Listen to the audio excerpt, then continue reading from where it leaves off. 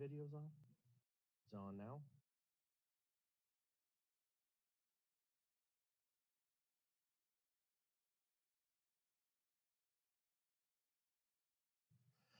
Welcome everybody to the Thursday, June 18th, 2020 meeting of the Planning Commission. In accordance with Executive Order N-29-20, the June 18th, 2020 Planning Commission meeting will be held virtually. You can call in by using the number that's on your screen, or you can go to the county website under the Planning Commission and get further instruction to join the Zoom meeting.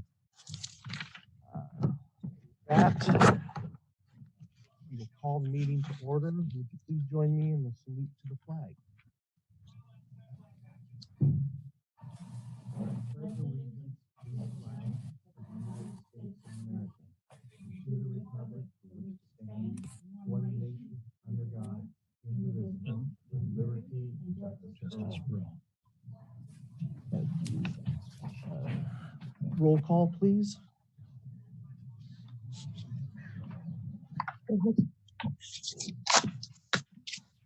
Commissioner Bongio. Present. Commissioner Pellegrini. Present. Commissioner Levy. Present. Commissioner Newman. Here. Commissioner O'Neill. He just emailed and said that she needed the link, and I just sent it to her. She'll be here momentarily. Wonderful. Commissioner Mitchell. Present. There he is. And Commissioner McCavour. She also just requested the link. I sent that to her. She should be momentarily. Thank you. All right. Do we have any agenda modifications, Director? We have no, yes, we do have modifications. There was an item that we do want to have taken off consent, and that is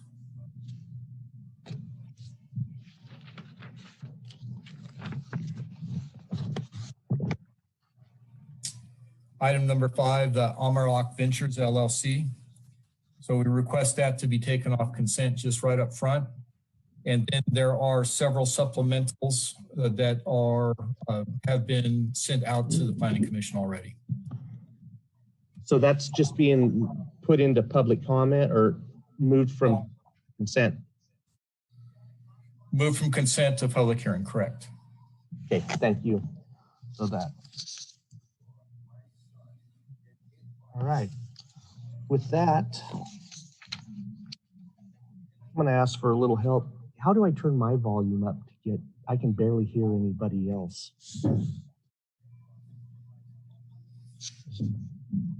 Bear with me for just 1 second. Not like my...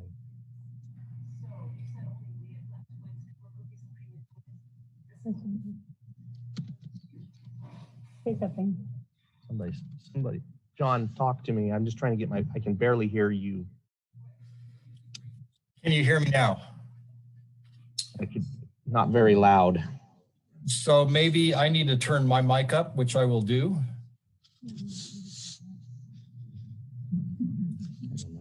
We'll go with it. Alan, Actually, is the volume control up on your device? I don't see anything that shows it. I don't know this computer that well, so I apologize. We'll just go with it. I'll just listen really close. Okay, so we're going to start with the consent agenda. I'm going to go like we do every meeting. I'm going to go through the items and see if there's any items that any of the commissioners or the public would like to be pulled from the consent agenda. So the first item that we're on the consent agenda is Bonus Entertainment LLC, conditional use permit. Any commissioners or the public that would like to see this pulled? So, guess I'd have to have this.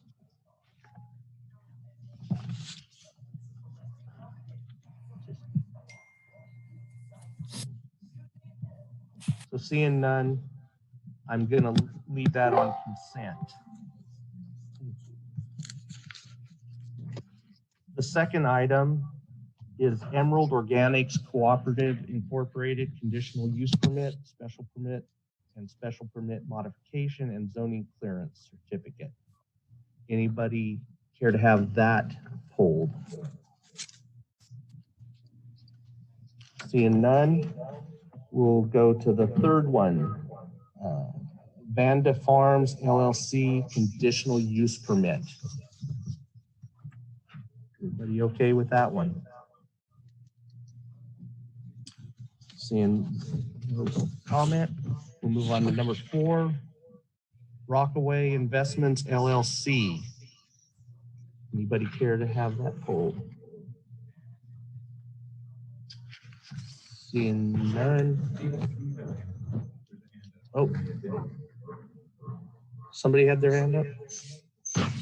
See it. Ooh. We have a note, Mr. Chair, to pull ROCKAWAY off consent. Okay, so we'll pull that.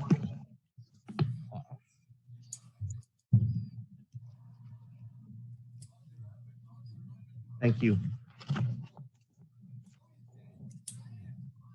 And we already pulled for public comment the Amarok Ventures. So number 6 is Brannon Mountain Farms LLC Conditional Use Permit. Anybody care to have this one pulled? Let's see, we have an attendee. Yeah, we have a hand up. So we'll pull that one. And we will go on to number 7, Humboldt Exotics LLC Conditional Use Permit. Anybody want that one pulled? Seeing none, we'll leave that on.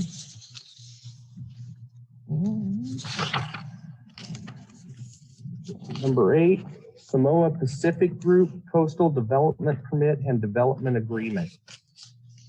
Anybody care to have that pulled? Seeing none, we'll leave that.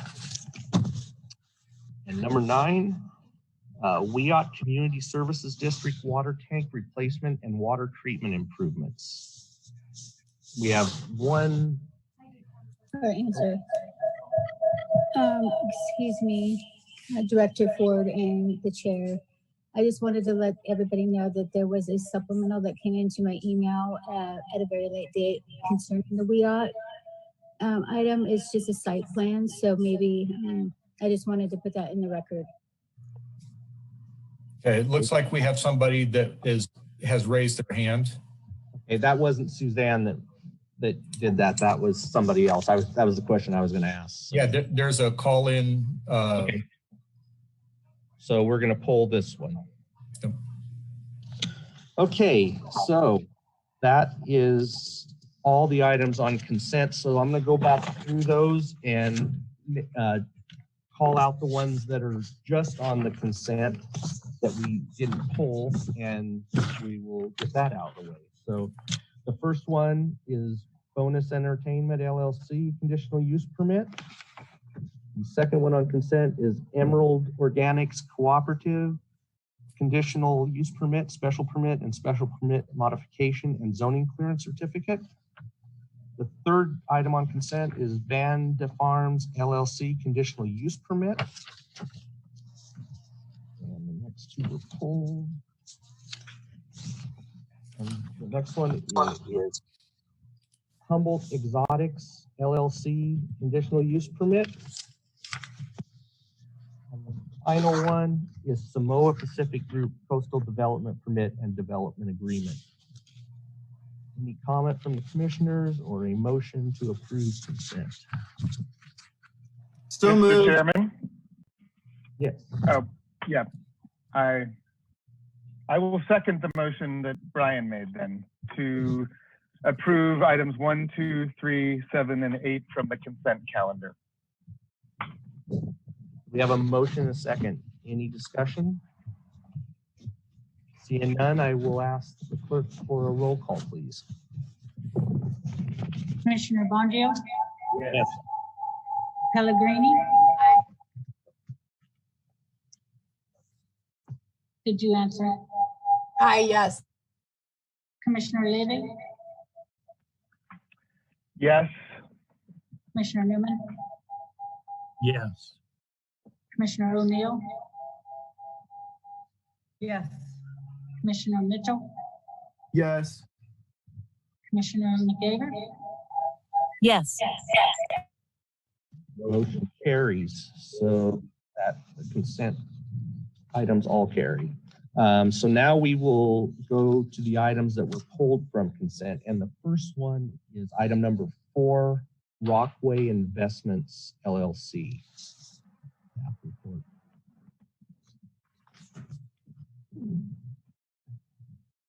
So through the chair, I believe that the assigned planner is in the attendees and probably needs to be moved over into the panelists to give the presentation. And who would that be so we can do that? Sure, that is Portia Saucedo. Okay. Thank you for letting us know that. Sorry. You doing?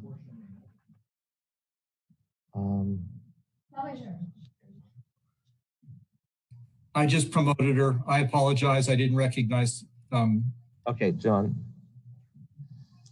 She looks like she's in a better place than us.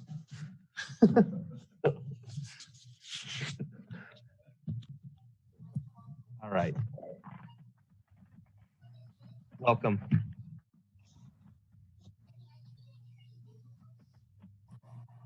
All right, let me share screen here.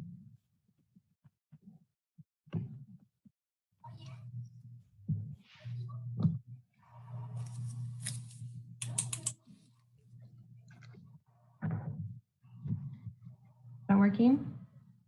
Yes. Which one do you see? Is it the? ROCKAWAY Investments LLC. Let's see. So I'm Portia Saucedo. I'm the assigned planner for this project, and this application is for a conditional use permit for ROCKAWAY Investments LLC. The proposed project is located at 27710 State Highway 36 in Bridgeville.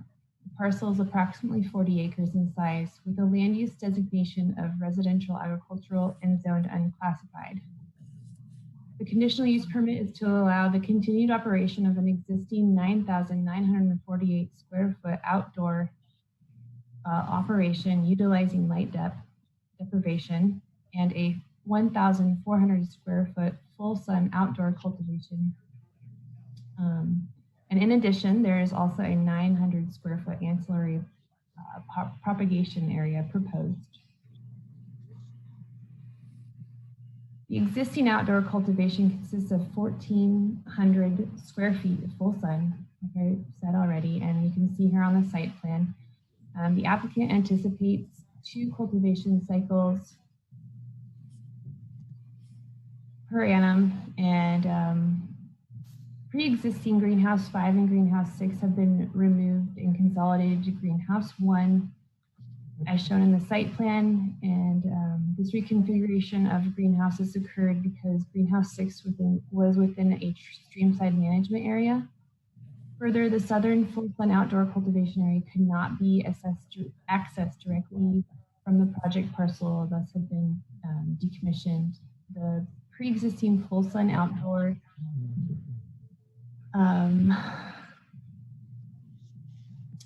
area has been removed and relocated to the northeast portion of the property, as seen in CA1 and CA2 in the site plan. To date, all decommissioned areas have been restored to their state, and existing cultivation areas are now outside the streamside management area.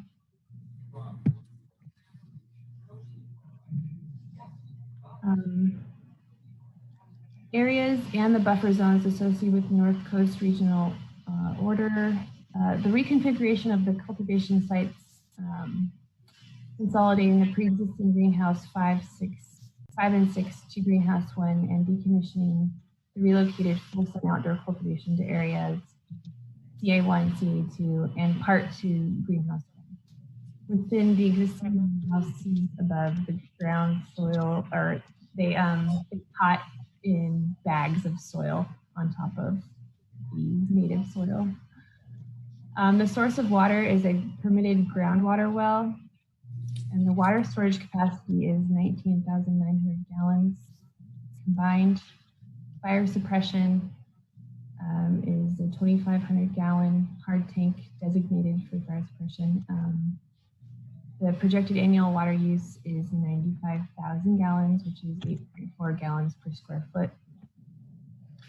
There's proposed processing on site. 2 employees are proposed. The power is sourced from 3 solar arrays and 3 generators. And the security consists of gated access roads to the property, cultivation areas that are fenced, buildings locked when unattended, and then there's also game cameras for the proposed buildings and cultivation areas.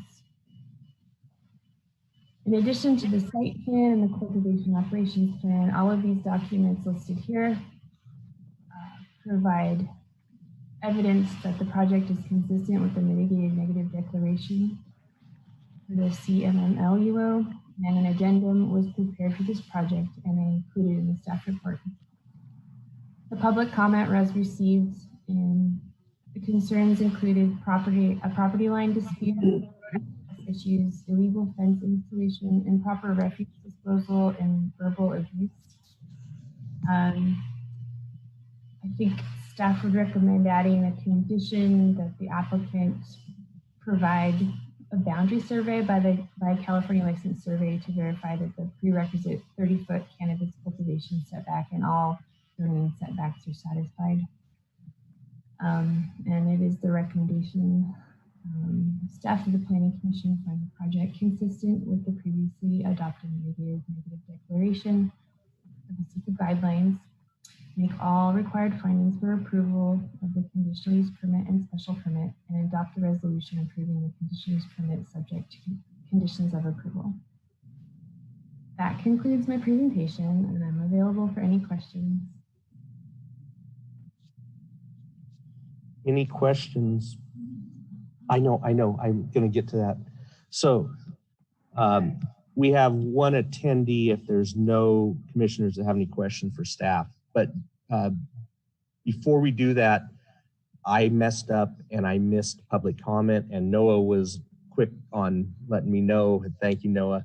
I'd like to go back before we go any further, just in case there was somebody that had anything that might pertain to anything that we're going to go through. So I'd like to go back and do public comment before we further this. So I'm going to open the hearing up to public comment on any item that is not on the agenda tonight. So if there's anybody that wants to speak on any item that we are not going to cover on the agenda, now's your chance. I apologize that I missed it. Looks like we have one caller, but that may be about this. And I'm sorry. Oh, hello, this is Ken Sawatsky. Thank you for, I was going to make that mention first thing here because as you know, I do make public comment on non-agendized items. I knew you'd keep me honest. Oh, of course, and you are honest. I'm the first to say you guys are all honest there. So I wanted to read something to you when a property owner works out with somebody who has a conflicting use next to them. And this is kind of a general footprint for people who wish to be neighborly with their neighbors. And so give me a little latitude here. I'm going to read this. The purpose of this agreement is to serve beneficial use for both parties involved. You have a whole bunch of problems here where people don't agree on things and work things out in advance. So here's an example how it works. The following are conditions for which each owner has mutually agreed as a condition of this agreement. Parcel 1, me, Mr. Kent Sawatsky, owner of Parcel 1 of this agreement, agrees to waive setback requirements from the property line bordering Parcel 2 of this agreement with respect to cannabis cultivation activities. Mr. Sawatsky further agrees not to protest or encumber the cultivation permitting on Parcel 2 as long as the cultivation operation do not vary substantially from the current proposed plan. Parcel 2, Mr. Nathan Harbiston agrees to provide an easement agreement through Parcel 2 for the benefit of Parcel 1 for any future divisions of parcel 1. Easement shall be a non-exclusive easement for ingress, egress, and public utilities, and shall be recorded with the County of Humboldt. Mr. Halverson also agrees to not protest or encumber any future uses of parcel 1. In addition, it says additional conditions.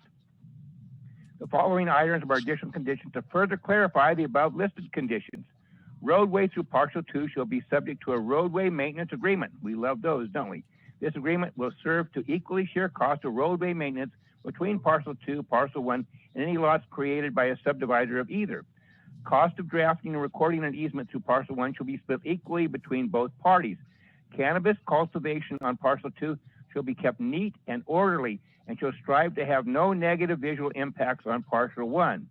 And agreement shall remain in effect so long as both parties adhere to conditions as set forth. So when you have conflicts amongst neighbors, and we do have a lot of them. I saw some major ones today during the earlier thing with where John Ford. I'm off on vacation too, John. I'm 365, 24/7 on vacation, but I am attending this meeting, and I didn't have my notes with me, and so I wish to bring this forward. I wish to make a general comment here with my last remaining time. Is there is no reason for generators out there whatsoever. There is solar, and the solar technology is to the point where we do no longer have to have generators. So thank you for my comments on non-agendized items today. Thank you, Ken. Sorry we passed you up. All right. Any other commenters for public comment? Seeing none, we will come back to Portia. I apologize that we cut you off, or I cut you off. And do any commissioners have any questions for her before we open it up to the public on this item? Seeing none, I will now open up for public comment on the ROCKAWAY Investments LLC conditional use permit. And we have one attendee, so go ahead. It's me again, and I didn't bring forward last time. I'm consistent, aren't I? I didn't bring forward. I have no problem with the WEOTS thing. I pushed *9 as quick as I could to pull something off consent, which was the Samoa Corp one, and that didn't get, because of current technology, didn't get pulled. That was the one I wanted to have pulled. So I don't know how to address this after the fact when you've already voted. There doesn't seem to be a way to mitigate and enable public comment and participation on projects when I'm not quite quick enough on the draw. I did wish to speak on this specific project here, and I'm curious whether the water source is hydrologically connected to any kind of source that we should know about. It has solar with 2 generators, and as I just stated, I do not feel that generators are necessary out there. The capacity for battery storage and dealing with Tesla and things, the technology is moving on, and we're doing a climate change studies and all these things involved. I just really wish that these things would be incorporated in your constraints regarding property owners. The ability to store massive quantities of power is available. So I wish to have basically a blanket thing on anywhere where they're using generators, especially like in this project, that I strongly support the solar, but there's no reason for any generators involved whatsoever these days. I wish to make that comment. And I also, it just appears we have a problem with a neighborhood situation, which I guess somebody else will probably speak on or not, but it is hard to get through and participate. And so when you make your comments or allow for people to make comments, take a pause, give us time to hit *9, and so that we can get in and properly address these issues in a timely manner. Thank you for my opportunity to speak on this one item. Thank you, Ken. Next speaker is Steve. Go ahead, Steve. Thank you. Hi, I'm just, I just want to make sure, I see there's a letter here from the neighbor, looking at the site maps and the parcel boundary photographs.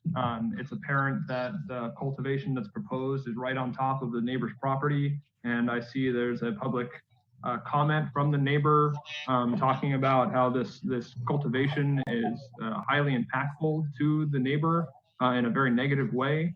And I just want to make sure that's brought to the public attention and to the attention of the Planning Commission, and make sure everyone has read the comment from that neighbor, which I think is a very powerful statement and critical to this decision. That's all. Thank you very much. Any other commenters on this item? I'll take a pause as Ken suggested. Not seeing any, I'm gonna close public comment and bring this back to the commission. So any questions? Yeah, well, this is Noah. It might be nice to let Portia speak specifically to the concerns that Mr. Sawatsky raised, but my impression of the project, I'm not necessarily familiar with the neighbor's concern, but as regards the water source, I was glad to see that the parcel formerly had a diversion used, I guess, for irrigation, but that a couple years ago they drilled a well. It's a permitted well, so they will no longer be diverting.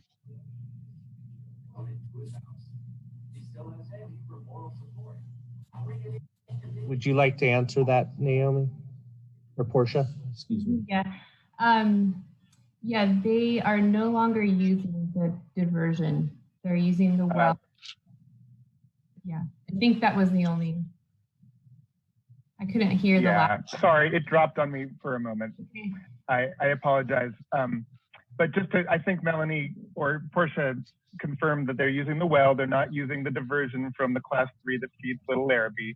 And also, my understanding is that electricity use is minimal for cultivation, and there are solar panels, so the generators would be used only as backup. And perhaps Portia can speak to that if she has any more detail, but it sounded as though the generator use would be fairly minimal. Yeah, they do use them as a backup. The project was, we added more conditions for this in particular. For the water, for the well itself, we added a condition to evaluate drawdown, the potential of the well to go dry, and then also looking at proximal wells and the impact it might have on them, and then to require the applicant to install additional water storage if it was found that there was any impact. As far as the solar panels, we added a condition that they would have to be inspected.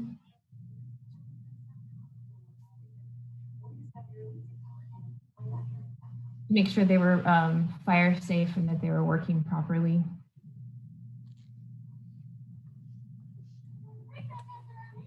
Mike, you have your hand up. Thank you, Chairman.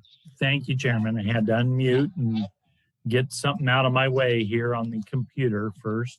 I have a question regarding that letter from the neighbor. I cannot locate it here.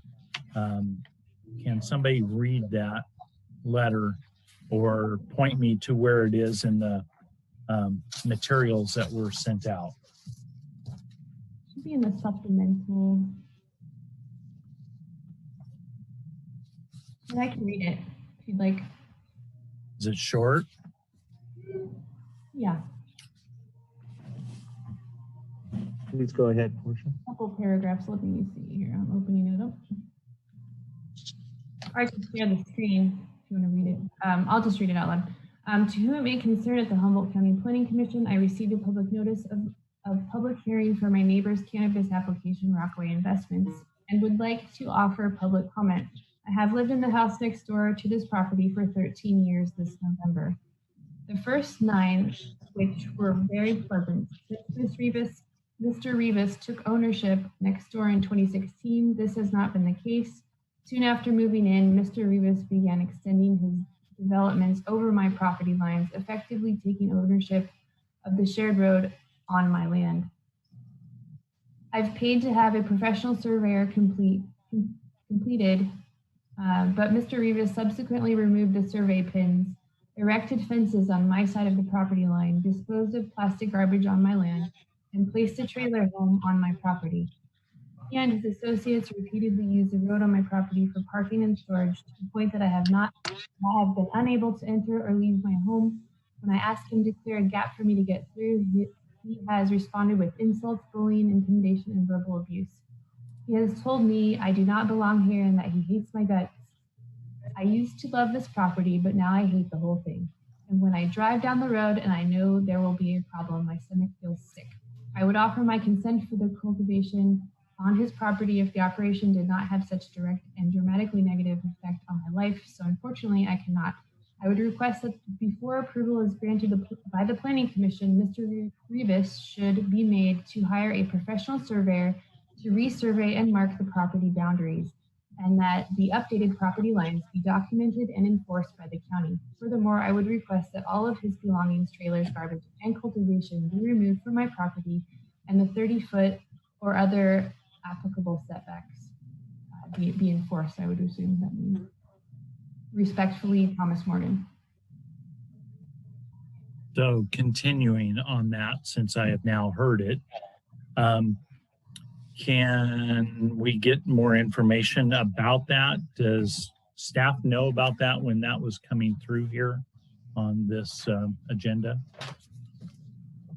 Yeah, through the chair, if I could, I do have a copy of a survey that was done for this property in 2018 that I could screen share. And if you look in your staff report, the site plan is based off of this survey by Dylan Kolstead. And so the setback dimensions that they're showing are referring to this survey, which if somebody could maybe allow me to screen share, I could bring that up real quick so that everybody could look at this. You should be able to, Cliff.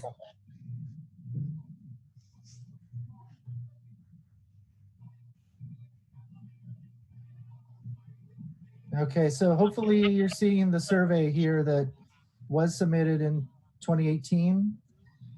And this is, while this does not show the setbacks to the greenhouse, this is the survey that the site plan was based off of.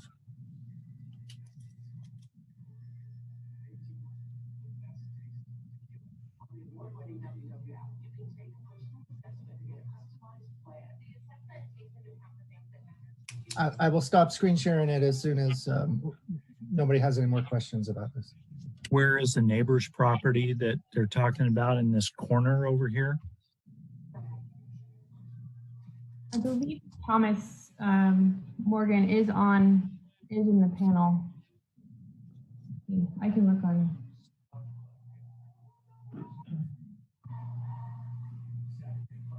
I believe it is this property. It's hard to read on this survey, but it actually does say Morgan in yellow. Okay. APN 208-111-029. That's correct. And that is the neighbor or the applicant? That is the neighbor. Okay. One of the things, if you do notice on the site plan that's part of the staff report, it does show the property lines based off of this survey, and then also the property lines based off of the county's GIS, which using the county's GIS, it does appear that a lot of these structures are on Mr. Morgan's property. So far, this is the only survey information that has been presented to the county regarding this property line. So what has been the, Mr. Chair, and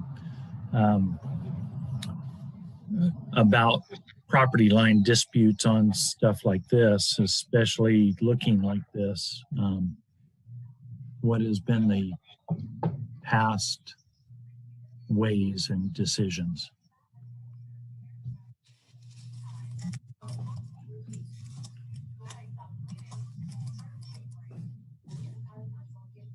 Are you going to take that, John, or is this a Cliff question? I'm sorry, I was missing on responding to a chat. What was the question? So go ahead, Mike. Why don't you ask it again? with property disputes such as this, we don't see them as much every now and then. Has this gone through other channels already or not?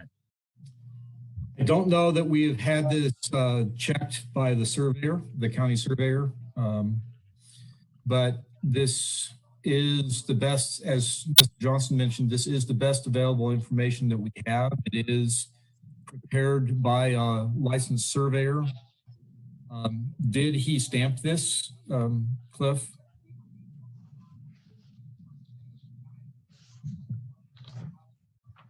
The copy that we have is not stamped. Well, that makes it a little bit less trustworthy. Something that a surveyor has stamped or had recorded as record of survey would have a little bit more authority to it.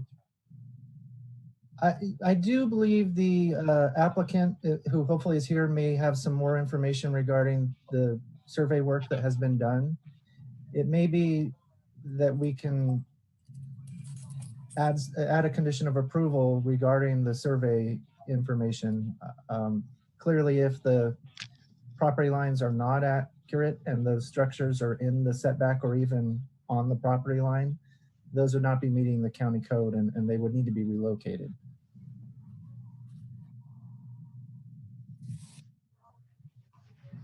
This is Alan.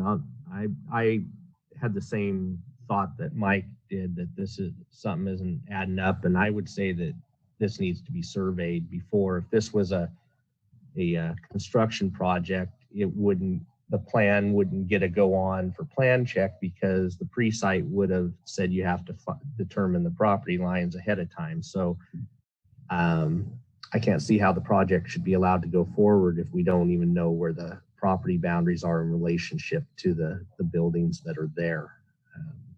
I think that both neighbors should know that more so than we should know it. But I think that at a minimum, we should ask that be done.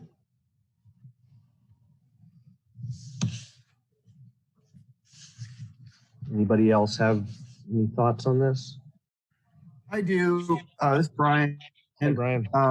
The concerns that I have related to the comments on the garbage dumping across the property lines and on the access road. And I just wondered what staff thought about adding a condition of approval to potentially address or mitigate those concerns. I also wanted to add a couple of conditions of approval based on the high amount of sensitive habitat and endangered species on the parcel. I wanted to add a condition prohibiting the use of monofilament fencing materials. And I wanted to add a condition of approval that for the offsite processing that when we do our annual inspection, that the staff examines the receipts that prove that was actually done offsite. I have a question.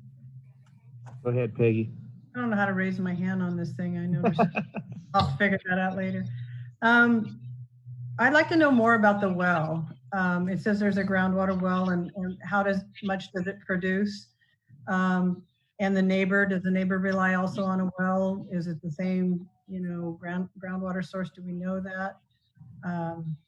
Just whether or not this well can produce enough water for the amount of water that's needed. Is that in here somewhere?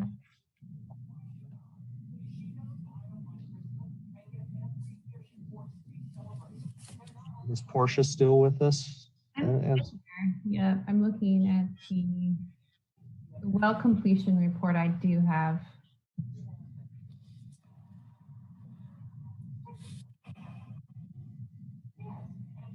You can look at that, or I can also read the conditions that we put in for this after we got comment from CDFW.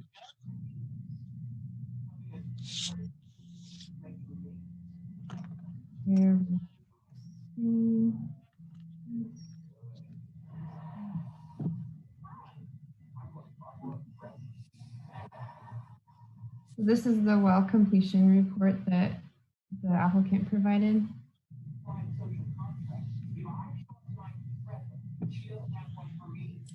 It's a depth of 250 feet the total depth of completed well is 230. It goes through brown clay, blue clay, black and blue shale with quartz.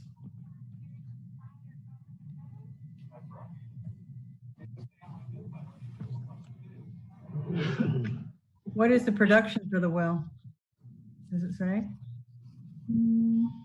So that in answer to Commissioner O'Neill's question, if I could, normally our well completion report does not include a pump test. Do you require a pump test to ensure that there's adequate water to produce the amount of water they need? So normally in 2.0 applications under the CCLUO on smaller parcels, yes. Under the CMMLUO, traditionally, wells have not been required to perform a pump test. Through the chair, if I could just add, the well log does provide an estimate of the yield. And that's not the same thing as a pump test, but it is an estimate of the yield. They're estimating 15 gallons per minute, which is a fairly typical well, that we would see for these sort of situations.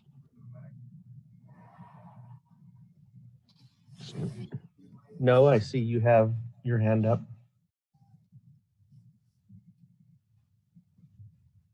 Can't hear you, Noah. Sorry about that. I'm muted now. Thanks, Mr. Chairman. Well, since there are questions being raised about the well, its potential connectivity, I guess, to the tributary to Little Larrabee, and given the proximity of northern spotted owl to the property, I noticed that there was no, or in the table of referrals at the end of the staff report, it showed no response from DFW, from Department of Fish and Wildlife, and it didn't actually specify when they were contacted. I just wanted to confirm that that was the case, that there was no contact between planning staff and the Department of Fish and Wildlife with respect to this project. If I could respond through the chair, there was a supplemental that was submitted with this project with the revised conditions of approval. My mistake. Okay. To add to that, if I could, just through the chair, when the staff report was prepared and submitted, CDFW had not responded. With the supplemental, which, as Portia mentioned, does include revised conditions of approval, it does also include a response from CDFW. Okay, I confess that I have not seen that, but I take it that you were satisfied you were satisfied or came to some agreement with DFW that the revised conditions of approval could satisfy their concerns. I can answer. That is correct, yeah, and I don't know if Ms. Saucedo has any additional comments. I think that all of what was mentioned by CDFW were incorporated into the conditions.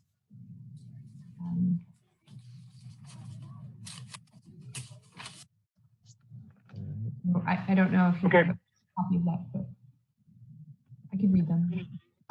You don't need to read them. Yeah.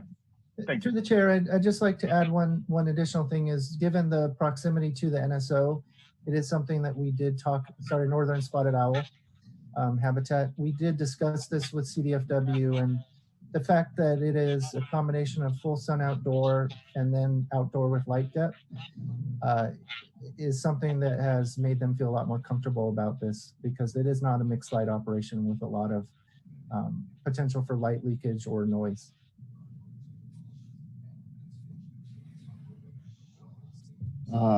Any other commissioners? Melanie, go ahead. Hi, thank you. I'm just wondering about the surveying. So I'm kind of puzzled as to why there's an issue with the surveying, was it that the property owner requested to have something redone? So you can do something called a boundary correction, and the county surveyor will facilitate that. And so I'm just wondering, was that done? Because otherwise I don't understand why there would be this disparity between what the neighbor says and what the owner has, and everything is available on Hum Maps. So I'm just wondering if any of the staff looked at the title and just looked into this whole issue of the boundary lines. Thanks. I could answer that through the chair. The issue was just brought to light today about the boundary issue. I had not heard prior to today. And to add to that, if I could, the county is relying on the site plan that the applicant prepared, which is based off of a survey. As Director Ford mentioned, it's not a stamped survey, which would give us much more comfort. It also has not been recorded.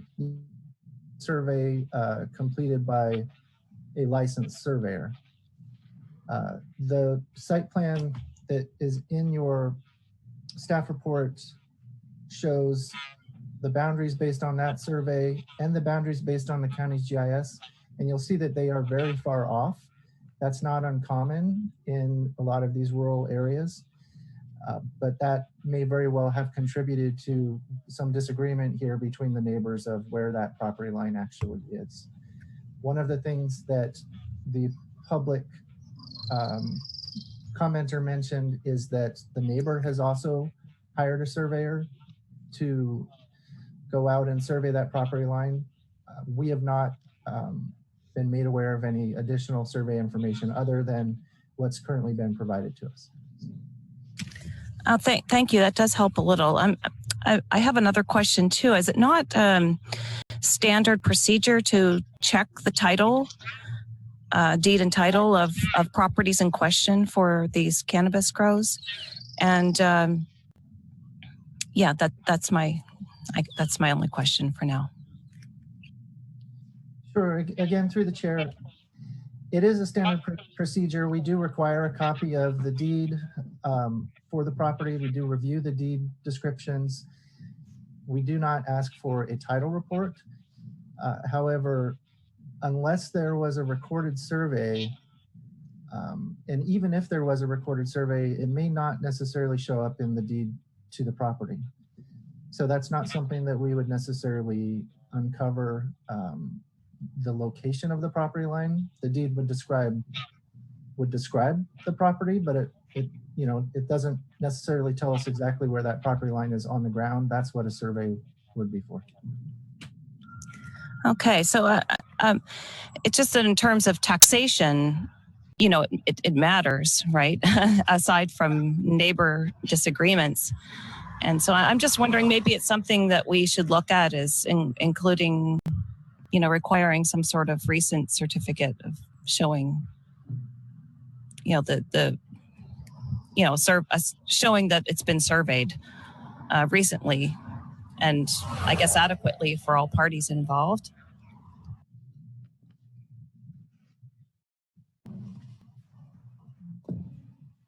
Anything else, Melanie? If not, Brian has his hand up. I'm gonna let him speak. Okay, Brian. I know that's all. Thank you.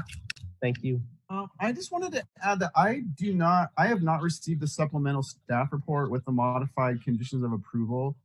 And I would appreciate having the opportunity to look that over before voting on this item. I'm still, I guess, torn between whether to ask to have the boundary issue come back to us before we vote on it, or just voting on it with a condition of having staff validate that with an additional work by the surveyor. I'd be open to going either way on that.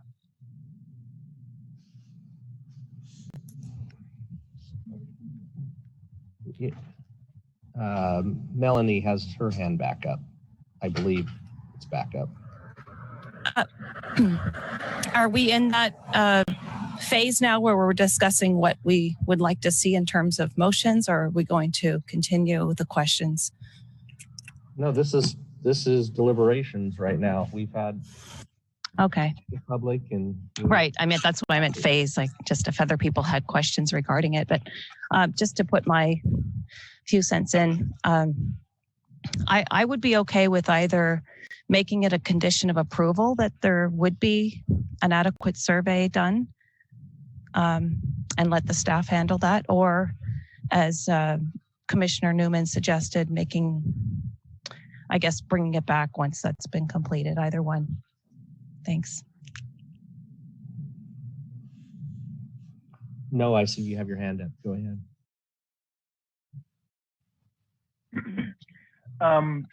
Yeah, I basically would agree that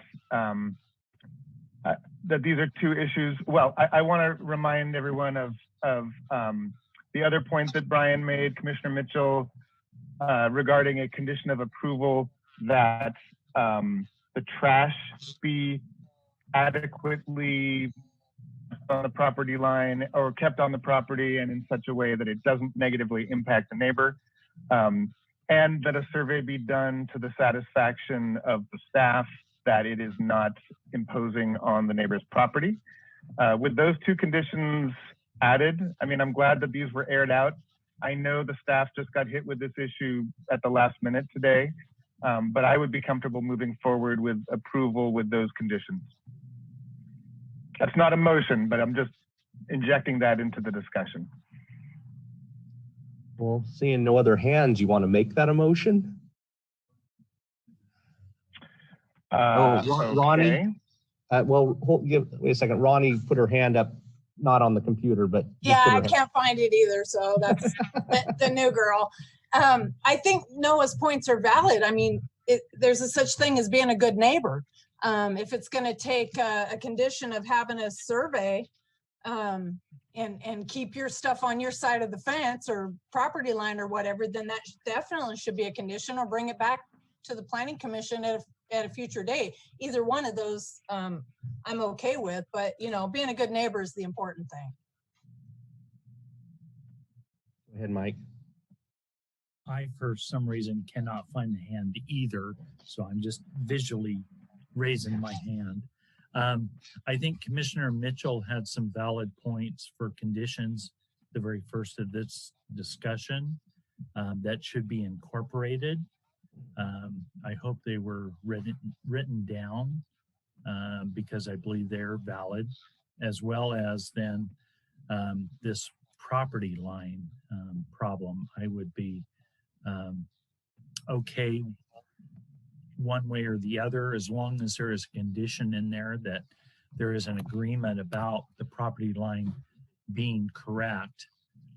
But Commissioner Mitchell had another point in there about the access road and then the trash, as well as the fencing not being a certain type of material and something else. I can't remember, but I'm sure that Commissioner Mitchell can bring that up again if it wasn't written down. This is the chair. I think that it would be better to have the survey done and then it come back to us than to leave it to have the survey done. And the reason is the survey may point out some other issues that with this project. If, for instance, they find that buildings are then too close to the property line, that may change the whole scope of the project. So I would suggest that issue be resolved and then it brought back to the Planning Commission. I think that's an excellent idea. I agree also. I'm okay with that. So Alan, you would be in favor then of continuing it to a date uncertain perhaps, or yeah, I'm okay with that as well. I mean, given the uncertainties that may arise out of a survey, I'm fine with a continuance. I would move that we continue this item to a date uncertain. I will second that. I can't unmute fast enough. We have a motion from Brian and a second from Noah. Any discussion on the motion? Seeing none, I'll ask for a roll call vote, please. Commissioner Bongio, Yes. Commissioner Pellegrini, Yes. Commissioner Levy, Yes. Commissioner Newman, Commissioner Newman, I said yes, sorry. Commissioner O'Neill, Yes. Commissioner Mitchell, Yes. Commissioner McCavour, Yes. The motion carries unanimously. So we'll be seeing this one in the near future. So with that, we will move on to the next item, which is Amarok Ventures LLC conditional use permit. Chair, could I interject? Yes, please. So one of the things that happened, it seems like, is the wrong item was pulled off consent.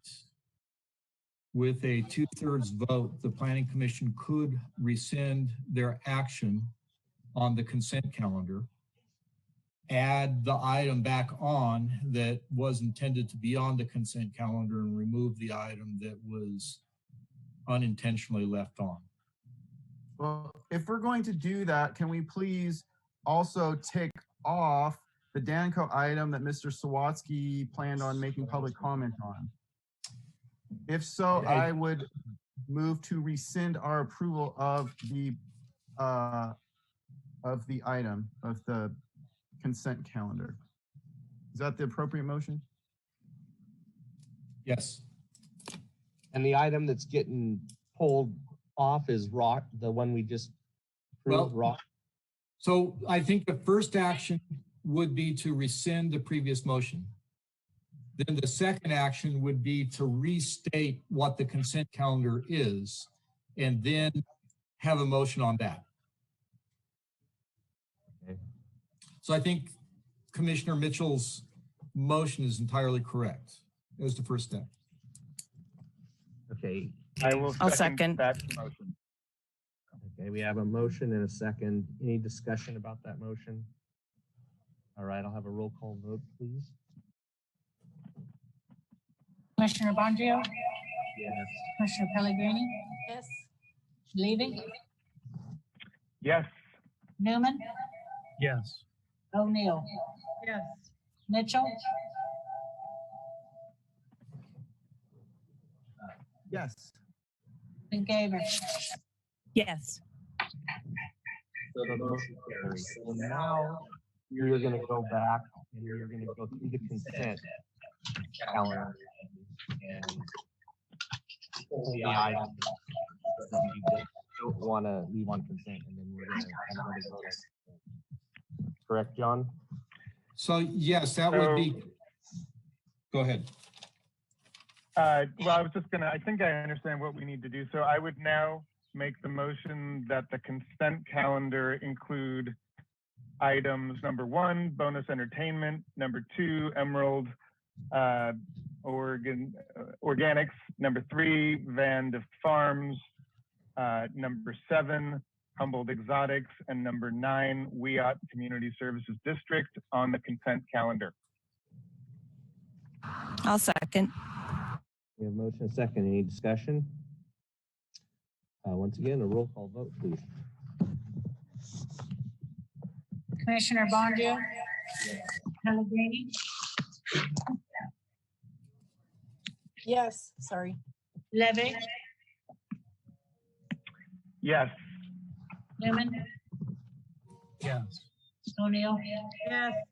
Mitchell, Yes. McCavour. Yes. Okay, motion carries. So now, sorry, I don't know why it's doing that. So now we're going to go back. John, give us some direction of how you want to see this go, just so we get it right. So basically what you have done is restated the consent calendar. So now you're working through the items that were removed from the consent calendar. Okay, so we're going to take a new vote on the item we just voted on, the ROCKAWAY investment. No, I think that vote's fine because that was removed from consent. Okay. So then the next one that was pulled was Amarak Ventures LLC conditional use permit. Is that correct?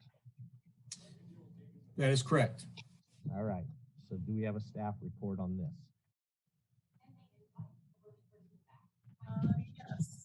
Good evening, commissioners. My name is Megan Ryan, and I am the assigned planner for the Amarak Ventures LLC conditional use permit and special permits. The proposed project is a conditional use permit to authorize 18,600 square feet of continued cannabis cultivation in the Salmon Creek area. There would be 10,320 square feet of outdoor and 8,280 square feet of mixed light. There'll be 1,800 square foot propagation in one greenhouse, one harvest annually for outdoor, and a maximum of 4 for the mixed light of harvest. The applicant, a part of the proposed project includes processing in 3 proposed structures, and I will describe that a little more in detail as we move forward. There are 3 employees, and power is provided by generators as written, but I'll also get into that. There's been some changes to that, to the power source also this week. So again, the project location, you can see in that as located where the yellow star is here on the map. It is located in the Salmon Creek area and is accessed by Thomas Road. The applicant is proposing 2 phases associated with the project. These maps were included in your staff report this evening. Phase 1, essentially phase 1 has slightly more outdoor cultivation than mixed light cultivation. But is still within the historic cultivation number. And the second phase is also included. The second phase would then bring the project to the 10,320 square feet of outdoor and 8,280 square feet of mixed light. And with some reorganization of the greenhouses here in the central portion of the screen. A part of the proposed project, one of the special permits that's included is a setback from public lands that are managed by the BLM. They are located, they share a property line as seen here on this screen. Staff coordinated with the Bureau of Land Management on this project. I believe that correspondence is included in attachment 5 of your staff report. There's a nearby project that was approved by the commission in October of 2019. And so those conditions from that project were incorporated here, as well as addressing other concerns by the BLM. I have not, since our last communication, I have not heard anything further from them. The annual water use on the site is approximately 423,606 gallons, about 12.66 gallons per square foot. There is the special permit. Also, there's another special permit with the project that includes, that is for the development of an on-stream rain catchment pond located in the northwestern portion of the parcel. This pond has been permitted through permitting process with the California Department of Fish and Game, and there are water rights with the State Water Resources Control Board for use of the pond. The water rights do limit the use of the pond to the 423,000 gallons that's going to be used for the project. So it's approximately 60% of the capacity of the pond. There are no mapped special status species on the parcel per the CNDDB, the California Natural Diversity Database. 1.4 0.41 miles to the nearest Northern Spotted Owl Activity Center, and approximately 0.6 miles to the nearest marbled murrelet habitat. The conditions of approval require the applicant to show compliance with noise and light attenuation before continuing to use generators or artificial light on the site.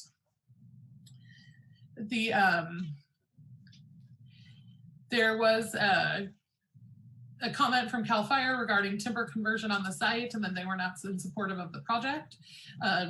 Evaluation of potential conversion occurred, and that document was sent to CAL FIRE.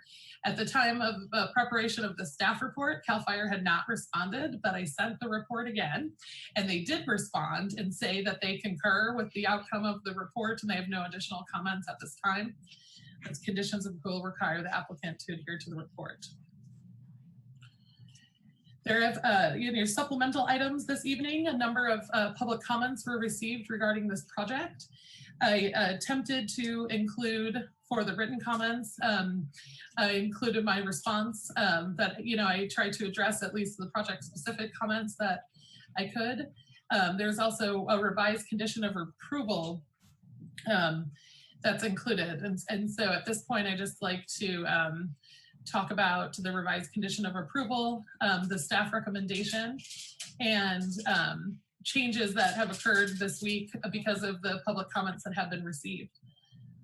First, the revised conditions of approval require the applicant to continue participating with the local road association in conversations with the applicant. The applicant has been working with the local road association and has paid in to that association for the last few years, 2018, 19, and 20.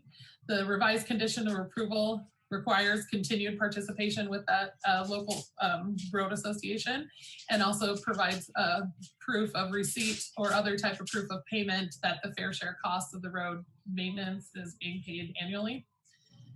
The applicant, for drying, storage, and processing purposes, a part of the proposed project that was included in the notice was their proposed project that included construction of 3 structures. The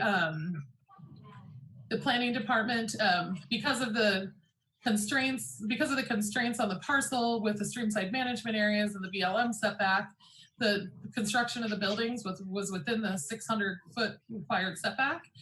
Planning department, we were not in support of the new structures being located within that 600-foot setback. And so our recommendation for the project this evening is to not allow for the construction of this building, and that is reflected in the resolution. And so that was a clarification that I was able to make with a lot of the neighbors, was just that we noticed the project for what the applicant proposed, but that the staff recommendation in fact was different. The notice also stated that there would be 3 generators on site. After the notice went out, the applicant cleared up that there would be 1 and that generator would be contained. The applicant has been active this week in participating with the neighbors and community and trying to respond to community concerns, from what I understand from community members and from the applicant. Today, the applicant sent me an invoice to show that power at the site will be converted to solar, and that contract is in place. And I think I'll end it there. I'm happy to answer any questions. I think I had one more point, but let me know if you have any further questions. All right. Any questions for staff from the commission?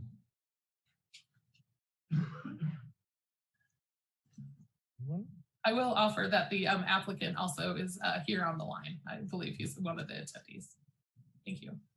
Well, right now there's only 1 attendee, so probably. All right, seeing no questions, I am going to open it up to the public for public comment. And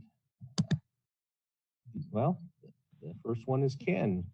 Surprise. Hello, I think this is one of those projects that I kind of think I followed through and flagged in when you were, John Ford was doing his thing in the office there. and that's part of the reason why we try and get these things out to you. And I try and pay a little attention to them. I greatly applaud the what's happening here. We've gone from 3 generators to solar. That's a request. We're working out partnerships with the road associations. That's always a request. And it just, you know, it kind of is a little bit unnerving to me that if there were a few of us watchdogs out there moving these things and these kind of projects, and I can't even remember if this is one of the ones that I requested to come to you folks or not. There's all kinds of other similar projects that seem to be not really getting the oversight that this one is. And I strongly applaud what staff has done here, working with the BLM, working with CAL FIRE, not just going ahead and the quote unquote rubber stamping these things and then all of a sudden after the fact, the neighbors are irritated. So this is what's working. This is what needs to happen. And that's why so many of these smaller projects like this one need to come before you, because just about every single time when I'm able to get one before you, you make some really good productive changes. And so I think it's setting precedence. This person has shown they don't need 3 generators. They can go to solar. And since it's financially viable, I'm requesting that you make this a condition of just about all these permits, that they eliminate the generators and they go to solar, and they have a solar backup with a battery backup. And so I'm kind of repeating myself on an ongoing basis, but sometimes that's what it takes. So thank you for staff's participation in this and willingness to go ahead and cross their T's and dot their I's. I wish I could say that a whole bunch of other projects had the same kind of attention this one does. So thank you for my opportunity to speak. Thank you, Ken. Is there any other attendees that would like to speak? Is the applicant in the audience to speak? Pause. Seeing none. Seeing none, I will close public comment and bring it back to the commission. I have one question of staff. Were all of the neighbors' concerns addressed or mitigated? Yes, I think so. That a lot of the neighbor concerns were, there's a lot of confusion regarding, the project description versus the staff recommendation. And so I think clarifying that the recommendation wasn't to allow for the construction of the buildings helped reduce some of the concerns regarding the truck traffic that would be coming to the site for the construction, and just also the larger scale of having those buildings. Also the concern with the power source and the generators, and then the fuel containment and fuel spills. I think that was resolved through with the applicant's willingness to move to solar. And a lot of the community members that I spoke to at least seemed to have some, they were happy that they were able to connect with the applicant and have some conversations about the project. Chair, you do have a member of the public. I know you closed the hearing, but just in case somebody just was slow to make that switch. All right, I'll go back and open up public hearing one time. Hopefully this is the applicant. So good evening, everybody. Yes, this is the applicant. This is Michael Osborne. I appreciate everybody their time. It was really good for us to reach out to the community and just kind of establish an open line of communication. I think that there was a lot of misconceptions about the project, and the particular community is very sensitive. It's a small, tight-knit community in Southern Humboldt. So it was great for me to be able to clarify and, really solidify a few points. I just want to bring up a couple of different things. We have been paying our road dues since the moment we first got a notice, and the general public in Salmon Creek was not privy to this. And so between that and a couple of other issues, people kind of got their backs up about it. So anyway, but I did want to point out a couple different things. One is that we never had an intention on having 3 different generators. In fact, I had responded to the narrative that was put forth to the commission requesting that it reflects the one generator that we're looking to utilize. And it, that created quite a big kick up in Salmon Creek regarding the 3 generators. So there's that issue. And then to the gentleman who's been commenting on, I guess everybody's project more or less, is that, I think there's a lot of interest in implementing solar. I also think that people have an issue in terms of trying to get through the permitting process before they go ahead and spend any money to get solar in place. One, from a basic cost standpoint, they don't know that they're going to get permitted. And 2, I think there's some confusion about if we do put these structures in that we're basically doing it without a permit. So perhaps if the county could loosen up on that and provide the ability for those who want to have alternative sources of power, they would have that ability to go through and know that they weren't going to get penalized at the end of the day.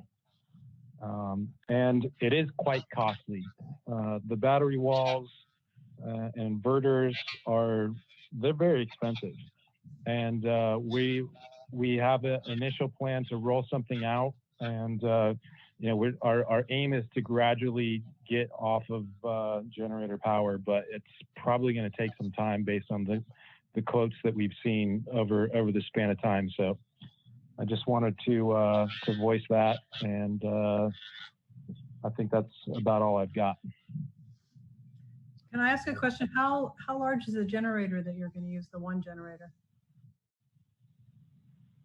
The generator that's in place is top of the line EPA standard. It has 125% containment. We have another containment pan underneath it for, whenever there's some kind of diesel that's being put into it. And the generator meets all of the noise decibel levels and everything else. I think it's 100 is what it is. But we're still on. You'd have to tell us. Mike, you have another question? So my partners, I have an operating partner who, ordered up the unit, and he's the person who could tell you exactly what it is. I personally have never had any kind of operation or have lived off grid and utilized any kind of generator power. So to be honest with you, I don't really know. The only thing that I know is that it meets all of EPA standards. We have a permit in with the North County Air Quality Control Board, and it meets all of the environmental standards in terms of decibel output and the air quality as well. That answer your question, Peggy? All right, Mike, you had a question. You had a question, I believe. So the other thing is that when we spoke with the consulting group, they had said, that, we never really wanted to have 3 additional structures. We just wanted 1 for the purpose of being able to process, dry, and potentially safely store our product. And so the given property that we have, there's quite a few water courses on there. There's really not too much usable space, even though it's 40 acres. And so, we had kind of said this could be a proposed site, this could be a proposed site, and that could be a proposed site. And we kind of put it into the hands of the Planning Commission to make sure that we knew that we would at least be able to perhaps build one of those locations, as those are all pretty critical components of a cannabis operation.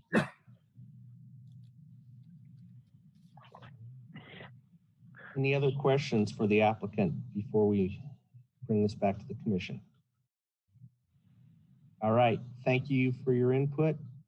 And I will now close public comment and we'll bring it back to the commission. Go ahead, Mike. So one of my questions was regarding the revised recommended conditions of approval. So that includes one generator that's enclosed. Is that correct? Yes, I did not add a revised condition to require, solar to be installed by X date, for example, if that is what you mean. Yeah, where's that in here? It is not. So I did not, it just came to my attention this afternoon that this arrangement with the solar has, that the applicant has a contract that is now in place as of this afternoon to move forward with the solar power. And so that condition, so you will not see that in the supplemental that's provided. If you if the commission would like to add the revised condition and set a time frame for installation of that, we would be happy to add it. Is there a recommendation as to a time frame given what you've seen from the applicant? I would think that typically for our for cannabis cultivators in the provisional permitting process, we give 2 years to come into compliance with site conditions and obtaining your other permits. So I would think 2 years would be reasonable along with the other items in the compliance agreement.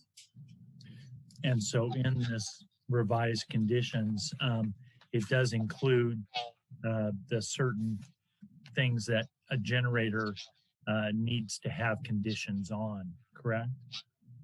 Like the storage of fuels and all of that. Yes. And so that the fuel and hazardous fuel storage, typically you're going to see the requirements through the state cannabis cultivation policy with the State Water Resources Control Board. And so being enrolled in the program, having a water resource protection plan and then site management plan ensures that that is contained properly. Okay, great. Yeah, I would like to see a condition added on about the solar for a minimum 2 years, if not before, but 2 years is okay with me from your recommendation.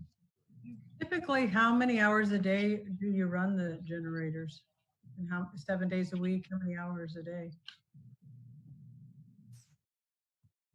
I would have to, I am not sure. I would leave that, I would have to ask the applicant. But in this case, the power to the site doesn't, they do have mixed light cultivation at this location. And so I think generally speaking, generator use for outdoor, when you use supplemental lighting or fans less. But I can't provide a specific number of hours. Can the applicant? I'm not going to open it up to go back to public again. We did it twice, so I don't think.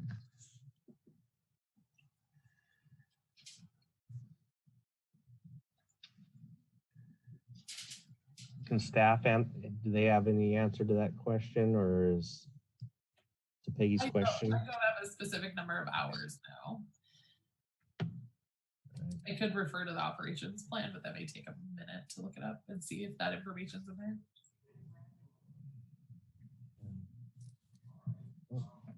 That's something that we would have to come back to you with at some point.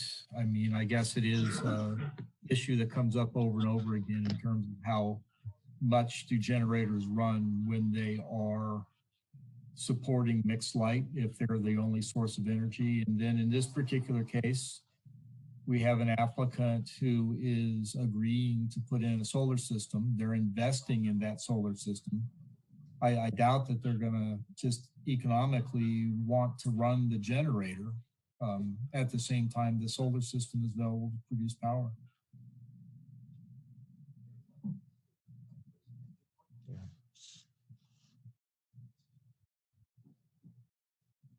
Peggy, you're muted. I believe. I'd like to recommend that it be a year and not 2 years. You know, we've had to run generators when the power's down, and they're really not, even though they comply with all of their EPA requirements, they're not very good for air quality. And they're loud. And so I think that we should reduce it to a year. That'd be my recommendation.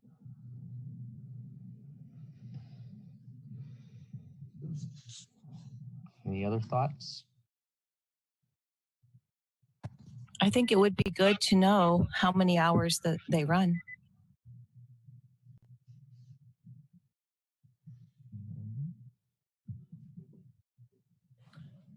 Hello, my name is Christopher Alberts, and I was the staff that conducted the site visit for this project today. Mind if I comment? Please, go ahead. So it took me a little bit to find my notes. After speaking with the applicant, he stated that he uses the generator for 18 hours during the vegetation time. And I believe that would be his max amount of time he'd be using the generator is during vegetation. And after looking up the generator, because I did take some photos of it and I did some research as we're talking, I did find that the generator is 65 decibels at 23 feet full load. Oh.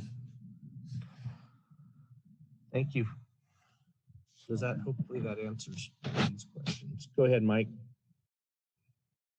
So one last question was about the height of any buildings that would be built there. Is there a restriction on height?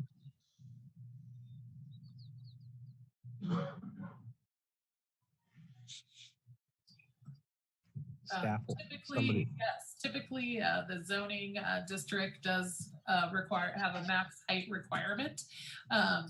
And they are typically 35 feet. I would have to reference the staff report to give you that exact number. Of the structures that were proposed, there was a 3-story and then 2 2-stories. And they would be probably 20 or less feet, but we don't have elevations for those proposals, but there is a height limit. They would have to be under the height limit for the zoning district. And I'm pulling that up right now. And does that then obstruct views from any neighboring properties? It's my understanding from the applicant that they are at the top of the ridge. So I don't think that it would obstruct views for neighbors. I think you're going to find that it's 35 feet, Mike, but I'm not positive on that. Yeah, typically it is. All right. So.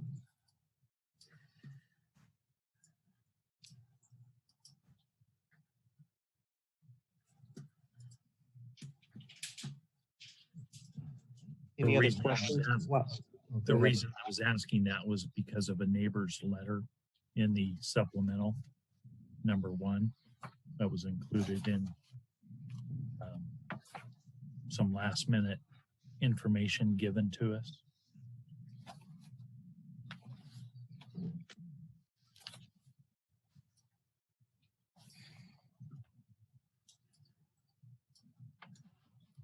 And that's why I was just wondering about obstruction of any views for neighboring properties. Any other questions while Meg is looking that information up? If she has it. Close.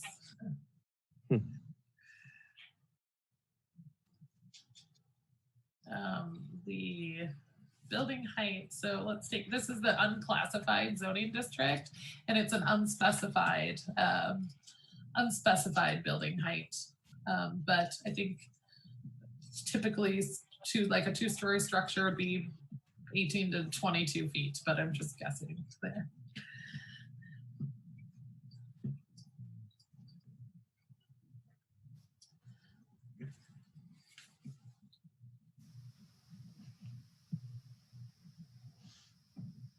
That answer your question, Mike? Any other questions? Okay. So does anybody want to take a shot at a motion?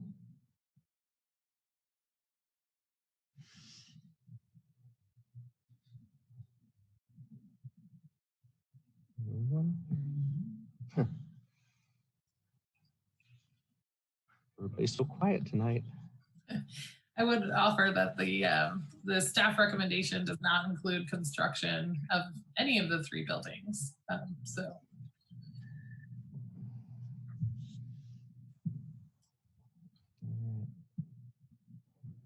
Well, what is the flavor of the commission? This is Noah. Meg, can you just repeat or clarify what you just said? Because I thought that the staff recommendation was recommending, that the approval was recommending one of the structures to be permitted, not 3. But did you just say that? Now I'm a little bit confused about what the staff recommendation is. Sure. Okay, I'm going to look at the resolution.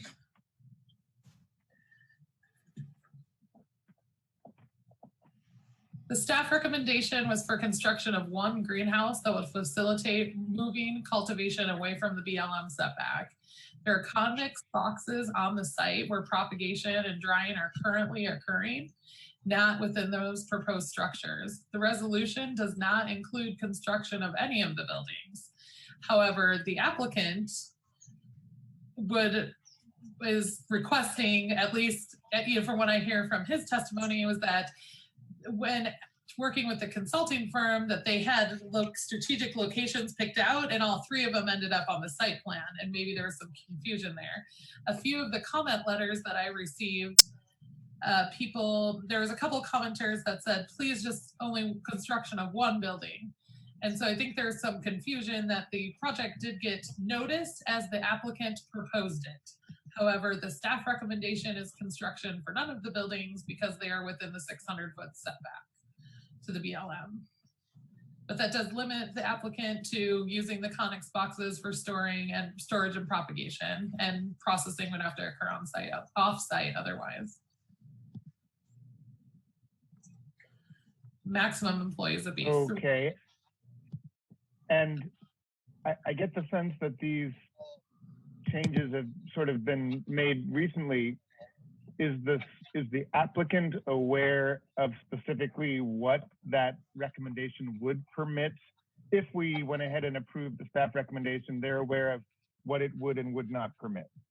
In my opinion, yes. We've had we've spoke about it this week on Tuesday, and when we connected about the community concerns, and then I also did say I just want to make sure we're clear on what the staff recommendation is when we go to the hearing on Thursday, and that this project was on consent, and even without the community concerns, the project would need to then be pulled off consent by the applicant to request that any of these structures be able to be built, because we are not recommending that.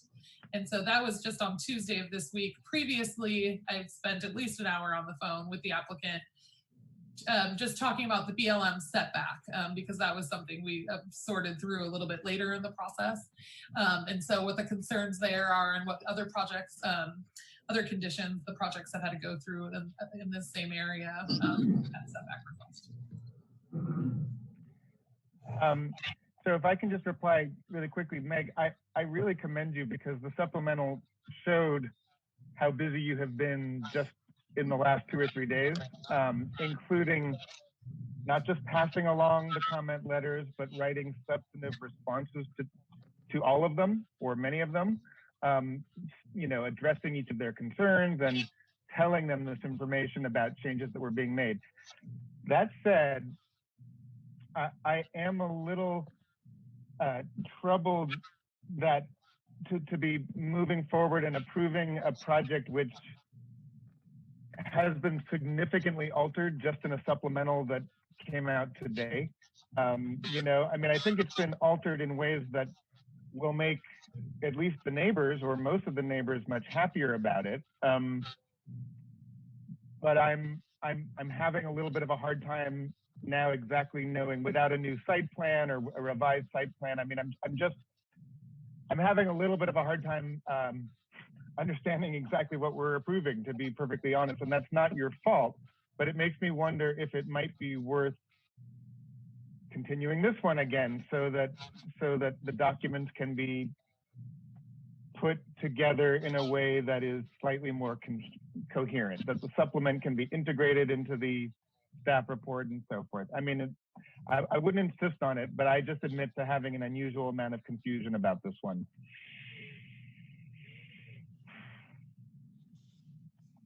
So I don't know if anybody else is feeling that way. I'm certainly not going to stand in the way.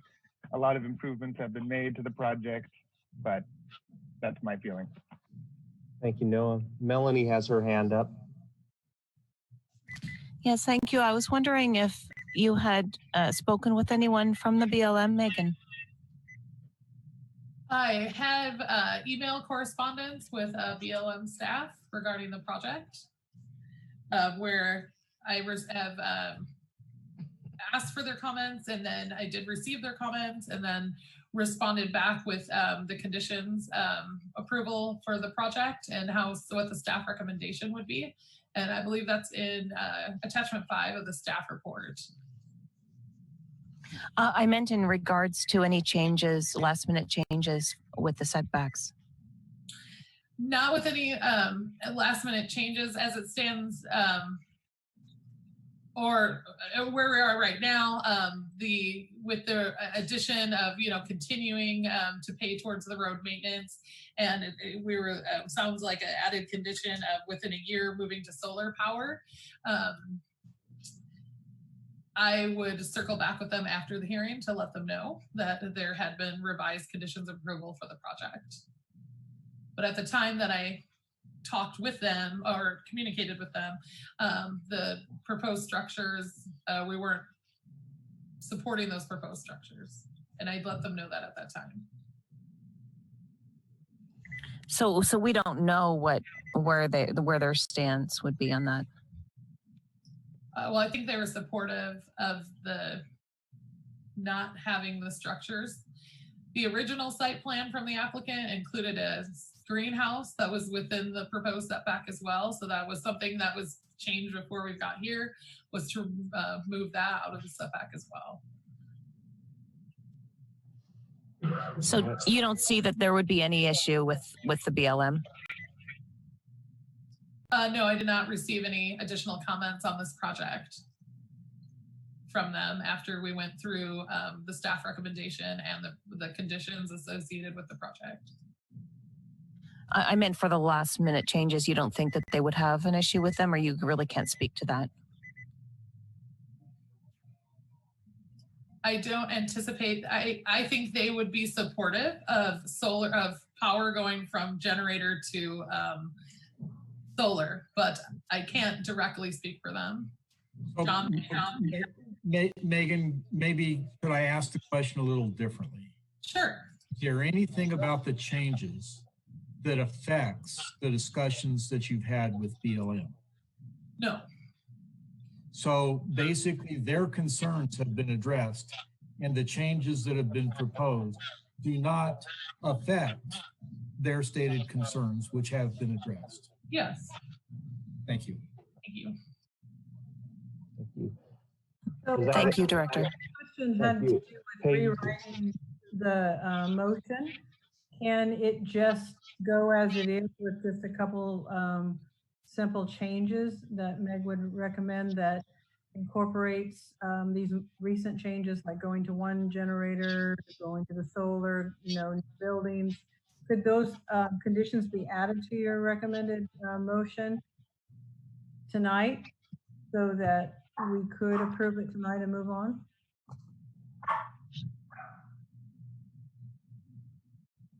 Somebody gonna ask? So the answer is yes. We can provide whatever clarifying conditions and language the commission would like to see. We can bring it back on July 9th with a composite of everything put together if that would make the commission feel better. we're really here to address your concerns however you want to do it. It can be done with conditions, or we can bring it back. I would hope that we could get this one done tonight. It doesn't have anything that major like the last one we were talking about where you had a boundary issue that needs to be determined. I think this one we could come up with something that would work.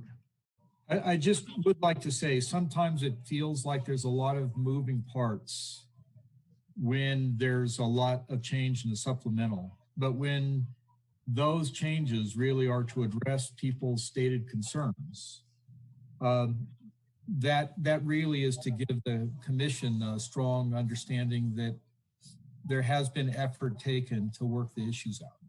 And obviously that's what the staff has done here, to try to give you a package that is as complete as possible. If there are some clarifying conditions we can add, we'd be happy to do that.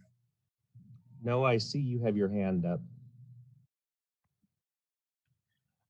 Yeah, no, I think we can move forward on this. I think my only concern, but maybe it won't be a problem, is approving this, voting to approve it when the staff report that I think more people will have seen, more neighbors or concerned citizens may have seen the staff report than have seen the supplemental that was late breaking.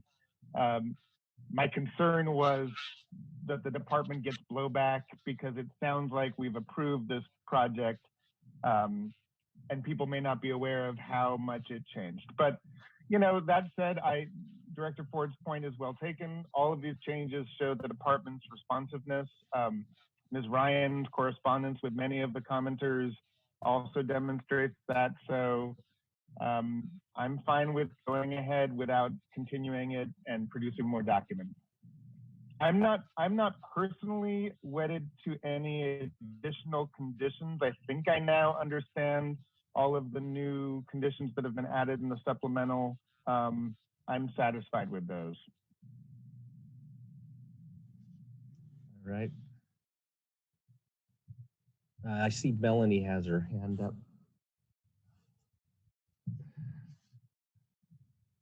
Go ahead, Melanie. Yeah, we have a guest in the chambers.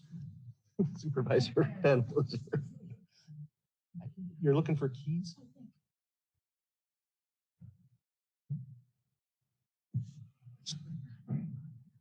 Hey, Melanie, you had a hand up, I think, or maybe. Yes, I'd like to motion to approve Amarok Ventures LLC with the revised conditions of approval dated June 18th, 2020. I'll second that.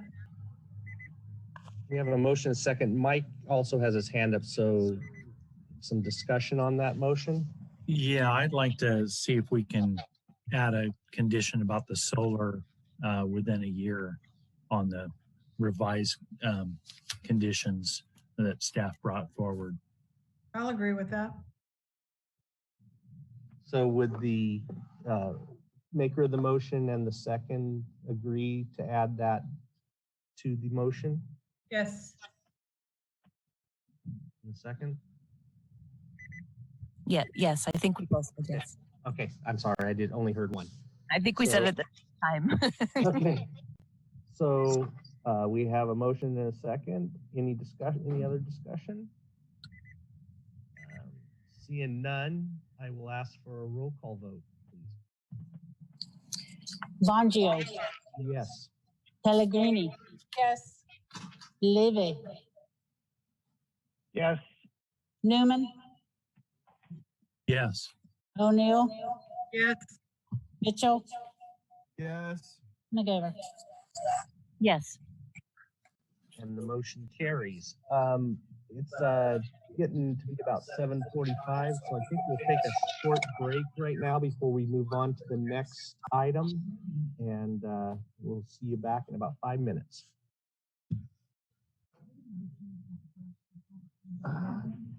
Peggy O'Neill and then Melanie was the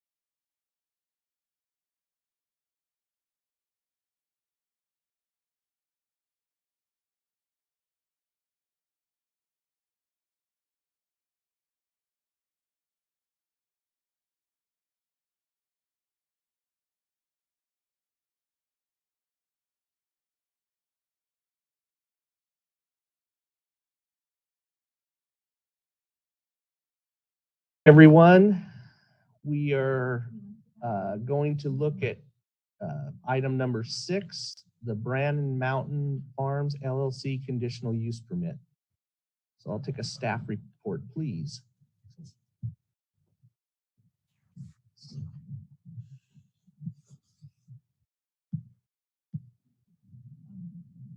Staff report, please.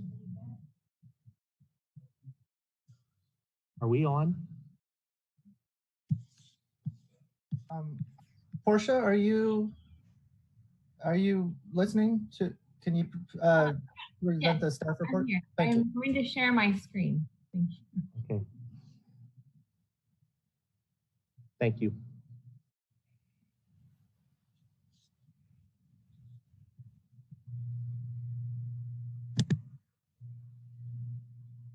Is that working? Yes. Okay, great.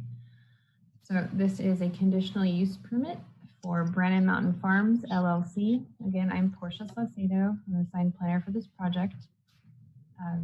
This is a conditional use permit and special permit. The proposed project is located at 741 Brandon Mountain Road in Willow Creek. The parcel is approximately 17 acres in size with a land use designation of agricultural general and zoned agricultural general, the special building site, minimum lot of B7. And where there was a subdivision, let's see, sorry. Conditional use permit is to allow the continued operation of an existing 11,146 square foot commercial medical cannabis cultivation operation consisting of 8,890 square feet of outdoor cultivation and 2,256 square feet of mixed light. A special permit is also being sought to allow the cultivation area setback of less than 600 feet from public lands, which is Six Rivers National Forest, which is currently being used and managed for open space wildlife habitat for the adjacent national forest. Yeah, and it's just north of the property. Outdoor cultivation is divided into 4 separate areas and 1 existing greenhouse that was demolished for replacement. The mixed light cultivation area is contained within 2 existing greenhouses, and the applicant proposes to reconfigure into 5 greenhouses total.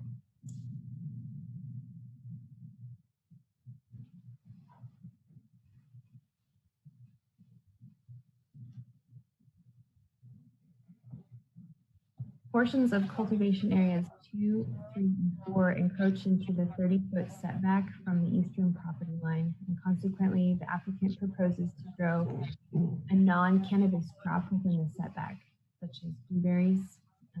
The applicant will relocate an existing cultivation area, existing greenhouse, and proposed greenhouse that encroach into the 30-foot setback from the northern property boundary.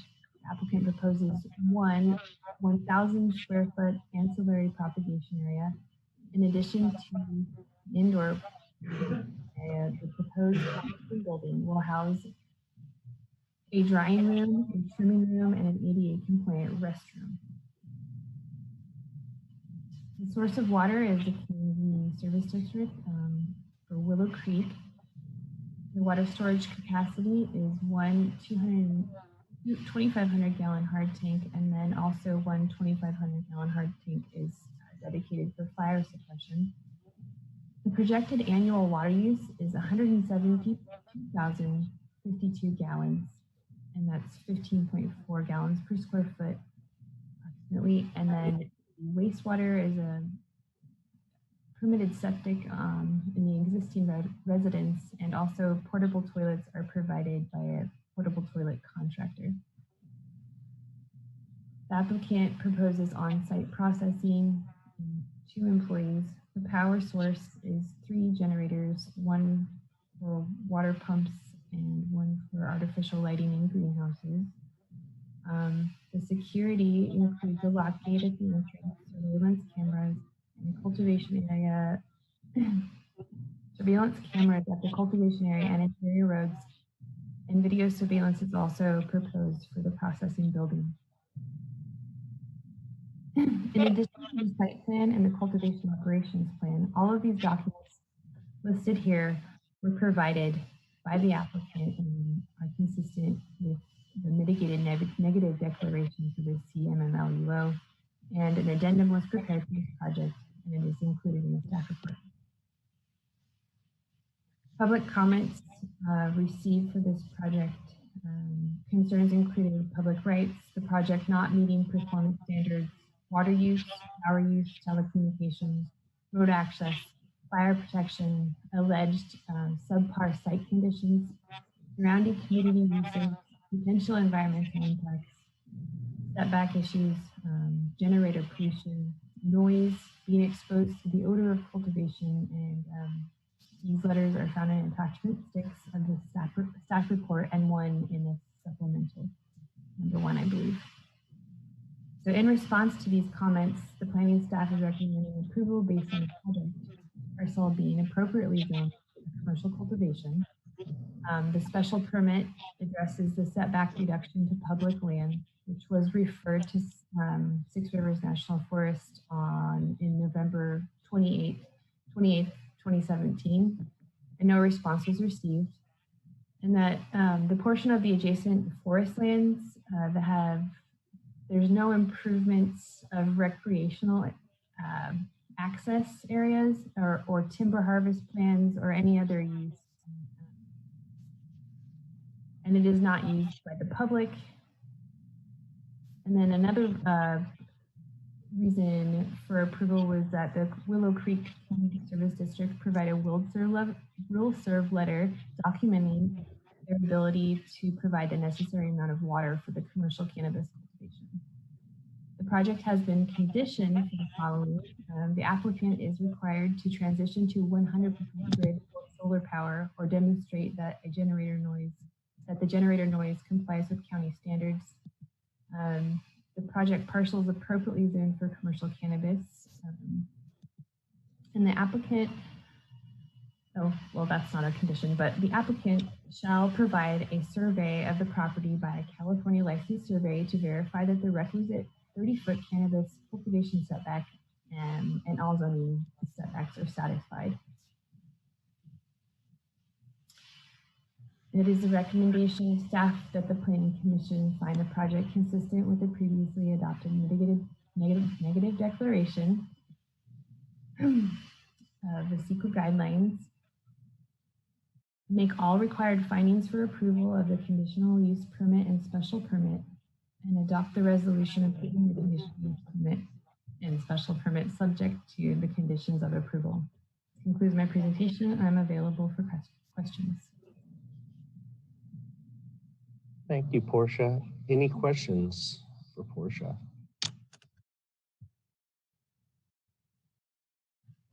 All right, seeing none, I'm going to open it up for public comment. It looks like we have one attendee. Anybody want to make a bet who it is?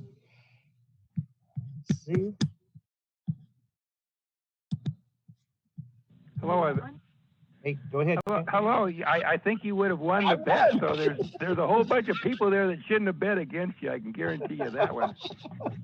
So obviously I've got a dog in this fight, and I am not protesting or encumbering the cultivation permitted on parcel 2. I wanted to make that very clear at this time.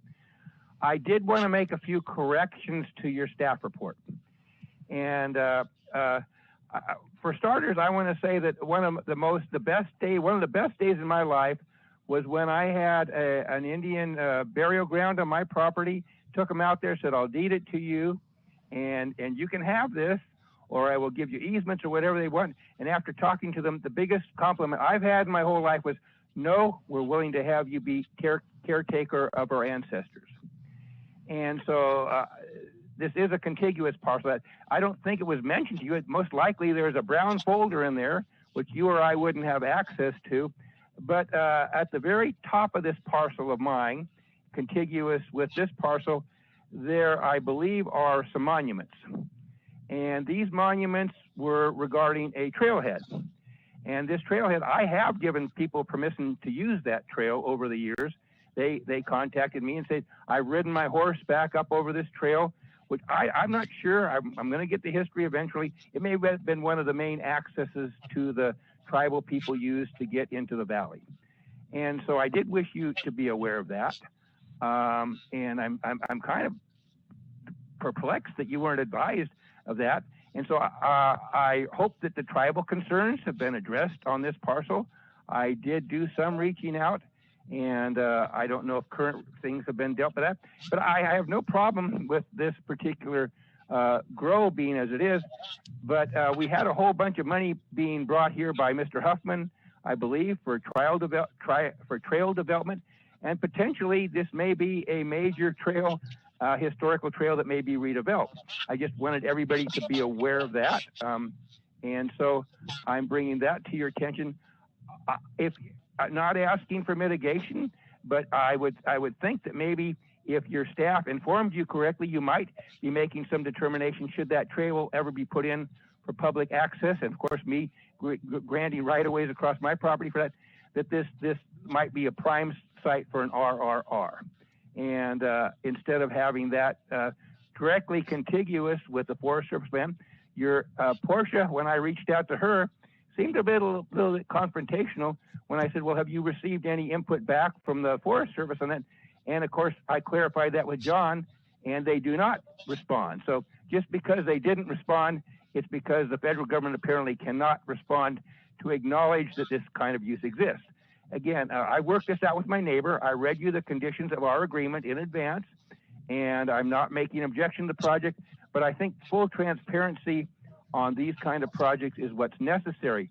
And if your staff is not giving you full transparency, then I call that dog wagging when the tail wags the dog.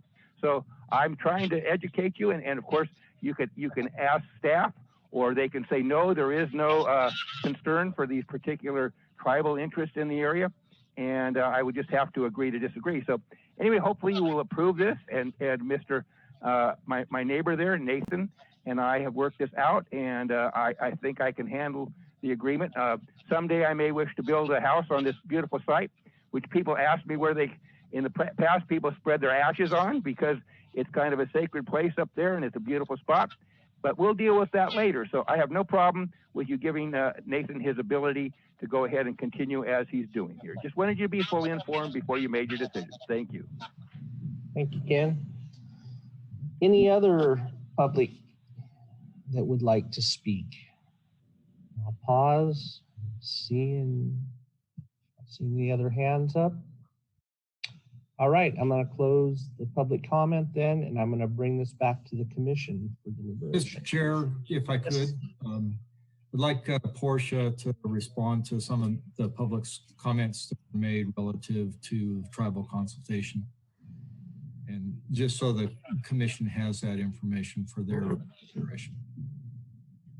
Yes, through the chair, the tribes were notified and sent referrals, and they did respond, and the inadvertent discovery protocol was added to the project. There wasn't a concern about a cultural resource on the property. So I have a question regarding what you just said. So when you said they responded, you went to their TIPO and they responded in writing? You got that in writing from their TIPO? Yes. They have no concern? They don't. No. Any other questions? Okay. So what would the board or the commission like to do with this? Anybody want to make a motion? Go ahead, Ronnie.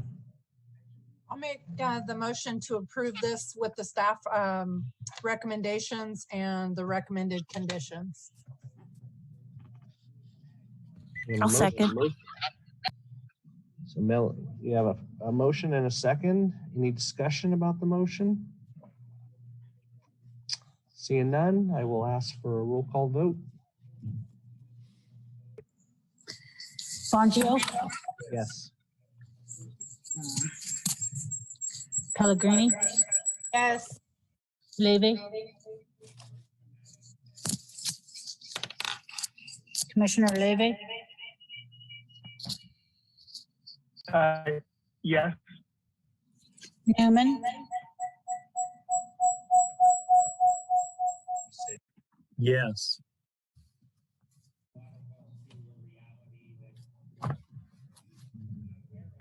O'Neill, No. Mitchell, Abstain. McCavour. Yes. Thank you. It appears the motion carried. Thank you. So the next one is the Samoa Pacific Group Coastal Development Permit and Development Agreement. Staff report on this one. So I'm going to step in here and say that while I absolutely think that it was the right thing to do to rescind the consent calendar and react on it and pull this off, the unfortunate reality is that when the commission took action on the consent calendar the first time, the staff and the applicant left the meeting. Okay. And so what I'm going to ask you to do is continue this item to the July 9th Planning Commission meeting, at which time we can have a public hearing on this. John, could we, this went on consent, so there didn't seem to be any issue from the commission. Could we just open it up to the public comment? I think the only person was Ken that wanted to speak on it, hear what he has to say, and then make an action on it. I don't think it's going to, my guess is it probably wouldn't change. My advice would be to be very cautious with that, because if things, if questions came up or things came up that were misrepresented and the applicant weren't here, that would be an unfortunate circumstance. Fair enough. But So it is your choice as the chair. I mean, you absolutely do that. I will take your recommendation and ask that we continue this to a future, a specific date or just a future meeting? Specific date, July 9th, next plan. Okay. So can I get a motion to continue this to July 9th? I'll make that motion to July 9th. Do we have a second? I will second. I'm not sure who that was, but okay. So that was Noah. Oh, it was Noah. That's what I thought. We have a motion and a second. Any discussion? Okay, roll call vote. Bongio, Yeah. Pellegrini, Levy, Yes. Newman, Yes. O'Neill, Yes. Mitchell, Yes. McCavour. Yes. And then the last one that we pulled, I wrote pulled, but I didn't think we pulled it when we did consent, but the WEOT Community Services District water tank replacement and water treatment improvements. My understanding that the second action on the consent calendar moved this back onto consent. So this has been approved. Okay, so we're good on that, sorry. All right, with that, we are now going to move into continued public hearings and the accessory dwelling unit issue. So we'll take a new staff report. Good evening, commissioners and everyone. I'm Mary Milner. I'm assigned to the accessory dwelling unit ordinance. I want to share my screen if I could.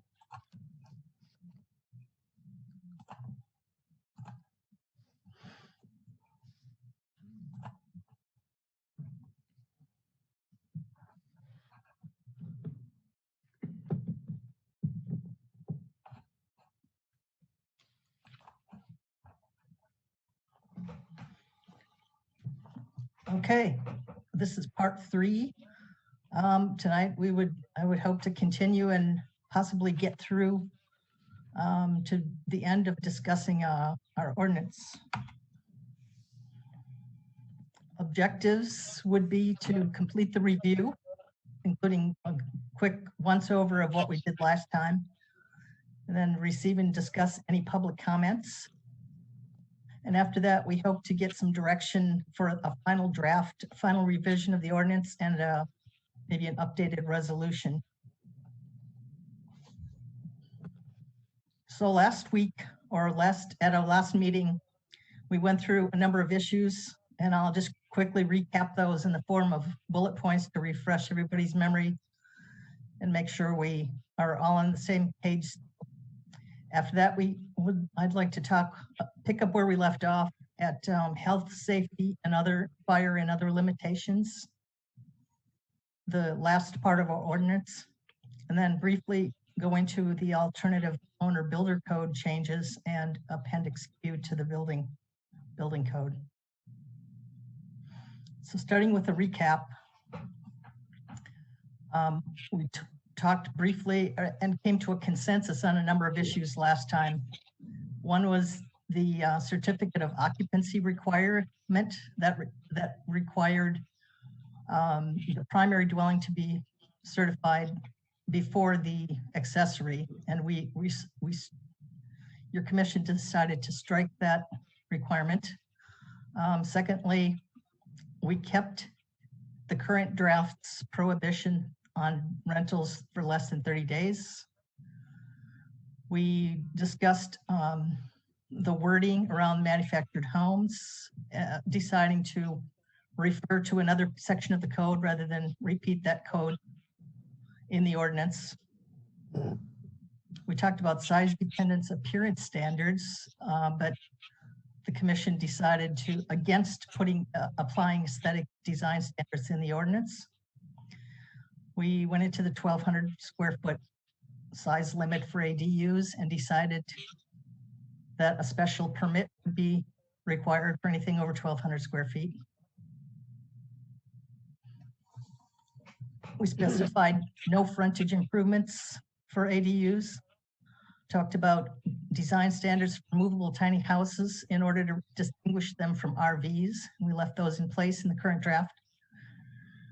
We went into sewer and water service, and consensus adopted alt 9 in the alternate 9 for the ordinance, which clarified when wastewater connections would be required. At the very end of our meeting, we talked about the Jacoby Creek limitations on ADUs. Basically a 5-acre limit that's in the Jacoby Creek plan. There's quite a bit of discussion on that and some public comment, which I hope to put in at the end of our discussion.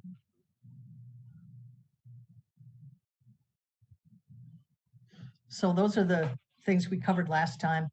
The things we have left are a few more points on sewer and water protections that are built into our ordinance. Some of these are just explanatory to explain what the ordinance does, and there's actually a couple of alternatives in there as well. Building codes, same thing.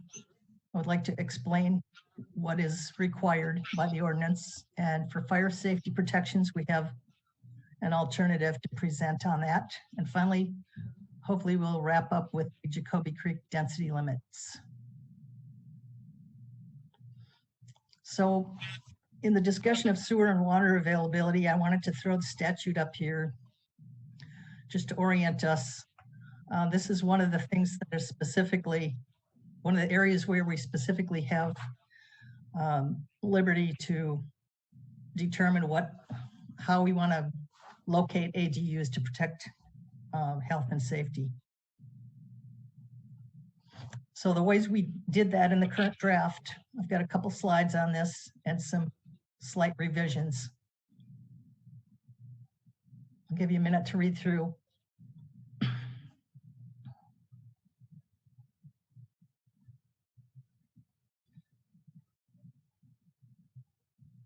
So in section 05415, we specify that in the ordinance that districts that are under moratoria or compliance orders would not be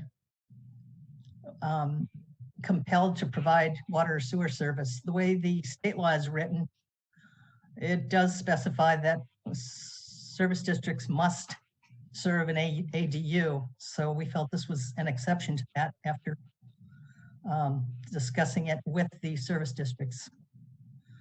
So the suggested language revision is just basically a rewording or clarification.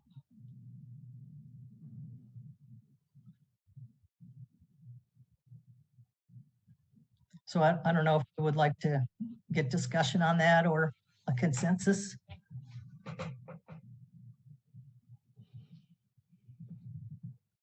Where are we supposed to find the staff report for this item? It is not linked in our agenda. There is no, yeah, there wasn't anything in the agenda.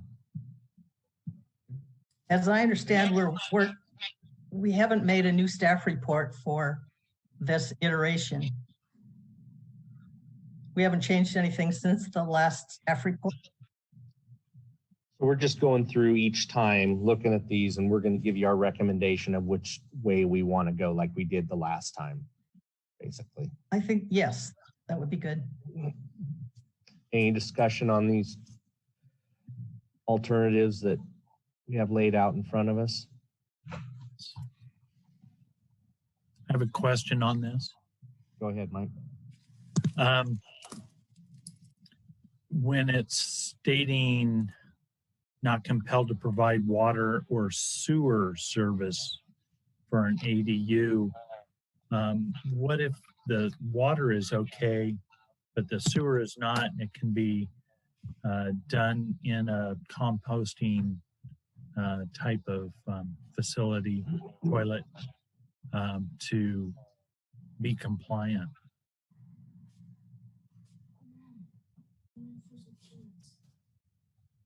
We're talking about the 69.05.4.1.5. Right. So let me make sure I understand what you're saying. What if the water is unacceptable, but the sewer is available, or the other way around? Other way.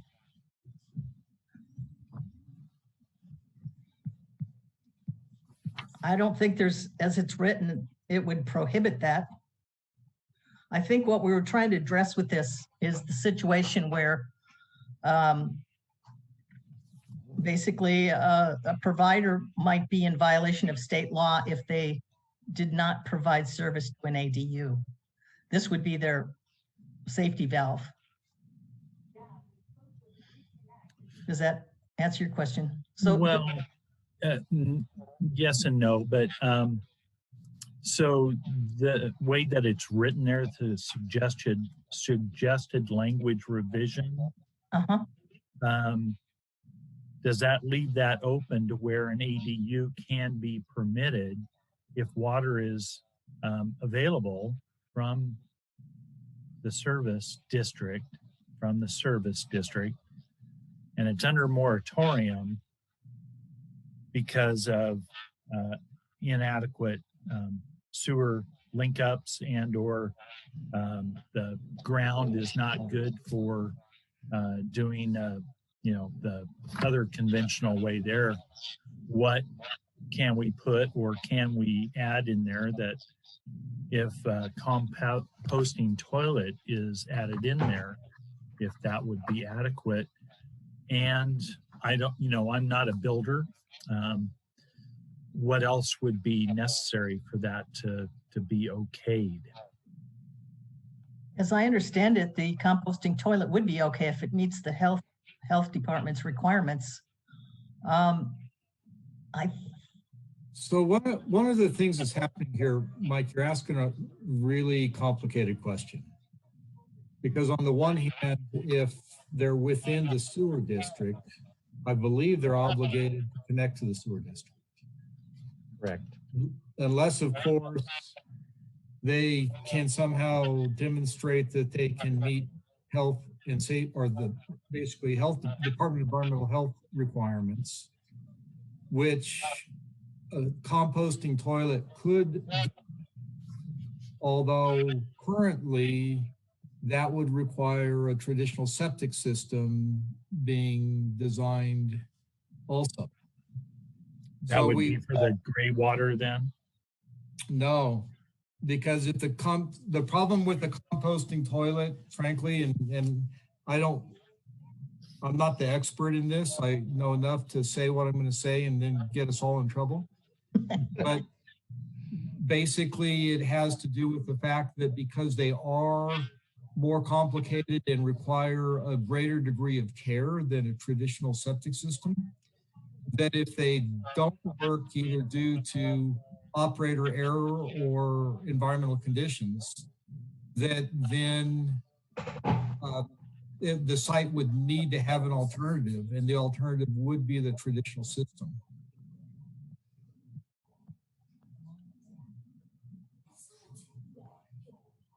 Through the chair. A little bit here, you know, it's not just your toilet. Any water that goes into the building, whether it be for shower, thank you, has to go somewhere. And it typically would go into your wastewater system, whether it's the community service district. So you have more than just the toilet. I mean, there are people that are very creative with all of the above, and you know, they bring in their own water and they reuse it and all that, but I don't know if that's allowable by our health department. Through the chair, if I could take a stab at that one. Go ahead. Well, the issue of when alternative systems are required or allowed is addressed in various places in here, but this particular clause is only intended to address the situation where a service district cannot legally provide service to an ADU. So it doesn't really speak to whether if they didn't want to or whether there were alternatives available. This is just basically to give them an out from state law, as I understand it. And Michael can jump in here if he has anything helpful to say, but I believe that that is the purpose of this particular section. And the issue of composting toilets and other things are addressed in other places. I'm sure that didn't answer your question at all. Yeah, if I could jump in through the chair. This section of the ordinance was requested by one of our water districts that has no capacity left to it. And they wanted to make sure that they weren't going to be put in a position of having to provide service that they don't have. Essentially. And so this is in order to protect the services district. That's what this clause is in, that talk about what are the options for the person, the applicant, in connecting to services. It doesn't get into whether or not composting toilets are allowed or anything, but there are other sections that deal with it from the applicant side. This section deals with it from the service provider side.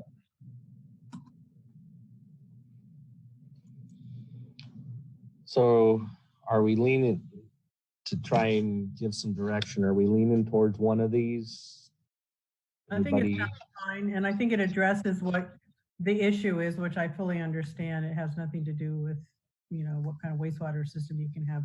It has to do only with whether the district is forced to provide water when they don't have capacity, which would impact their existing users, and we don't want to do that.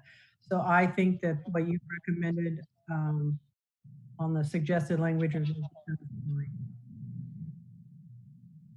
Yeah, this is Noah. I'll just chime in to say it seems very simple, actually. It's just clarifying that provision which applied to water districts can also apply to any service district that is under a moratorium. So it seems pretty straightforward to me.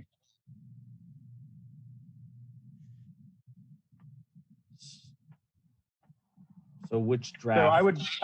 I would be in favor, I would be in favor of this suggested revision for this item.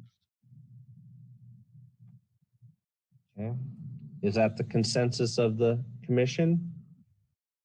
It was just bringing to mind, if you don't mind, if I mention something from a previous discussion last time about hooking into the existing structure that's there. If there's size restrictions possibly that can be done to make it doable. Because we've got a housing crisis, and But I don't think that this is prohibiting you from building anything. It's just saying that the district cannot be forced to provide you services that they don't have the capacity because of a moratorium to provide. That doesn't mean you can't build. There could be that you bring water to the site. You could have a composting toilet. There would be other provisions later in the ordinance that would address that. This is just a separate issue of the district cannot be compelled if they have no capacity or if they're under a moratorium. is that correct, Director? So I think Commissioner O'Neill is stating what we're trying to do, which is to avoid identifying more prohibitions of constructing ADUs in areas where services aren't available. The ordinance has been carefully crafted to avoid that kind of language. So what this is basically doing is, rather than putting in a prohibition where districts can't provide service, to say that the district is not obligated to provide service, rather than saying you can't construct an ADU. It's a nuance, it's a subtlety, but it's an important subtlety. But doesn't that restrict the construction of, say, smaller ADUs when it can be hooked up to the main building and not really have any more capacity than what a regular family would have? Well, but see, what this does is gives us the ability and gives an applicant, a builder, the ability to have a construction or conversation with the CSD and say, look, I'm not increasing fixtures, I'm not increasing bedrooms.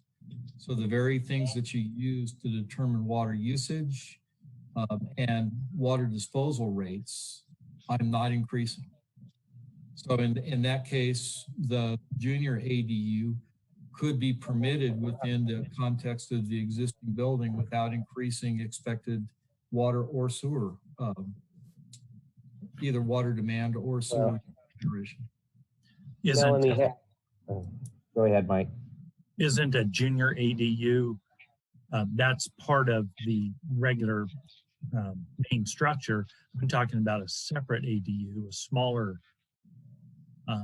with size restrictions, if there is this moratorium in a jurisdiction, is what I'm saying.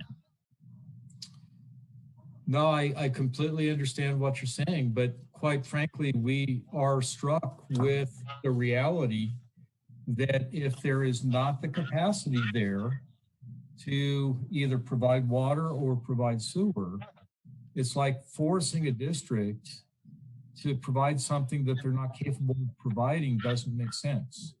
The way the state law deals with that is to say that we can impose moratoriums on ADUs in those areas. We're trying not to do that.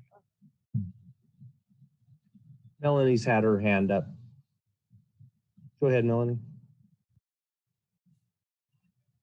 Okay, Noah, you go ahead.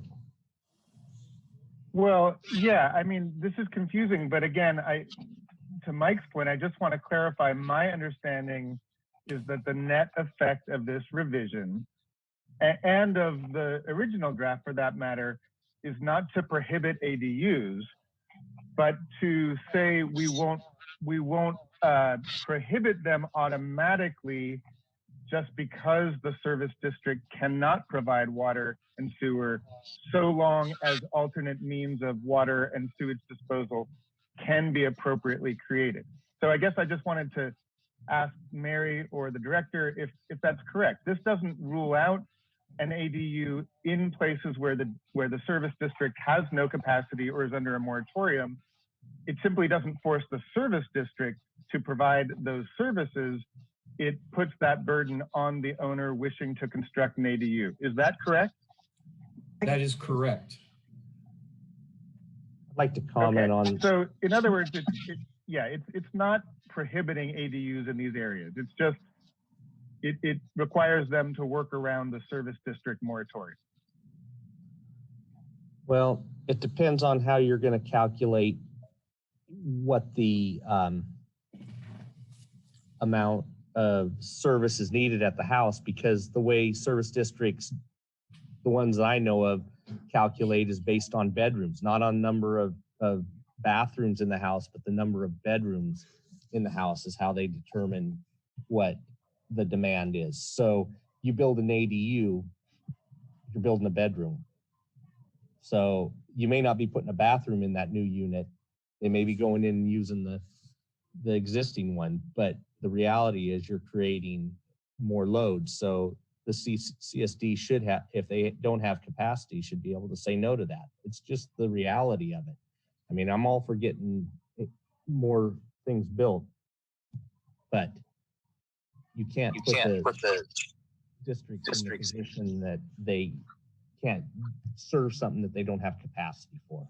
I mean, that just doesn't make sense. I have one question about the nature of the moratorium. I mean, Klamath has been under a moratorium for wastewater for 20 years, and we built a lot of things, and we did it with our own wastewater systems. So I'm kind of familiar with this, but if their moratorium is state imposed, but what if you went to a district that just said, well, we don't want ADUs, and so we're going to create our own moratorium and say we don't want to add any more people because we're just happy with what we have? Is that what the DDW was when you took that out? I don't know what that stands for. Is that the state moratorium? Through the chair, I can answer that. The original, the current draft does say Department of, is it Division of Drinking Water? It's the state agency that they're the ones who basically put forth the moratorium. Maybe Michael can speak to why in the suggested language, DPW was struck from that.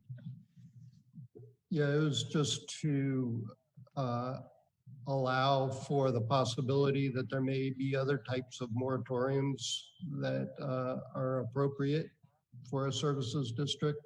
And so why would we want to limit it to just that specific water style moratorium?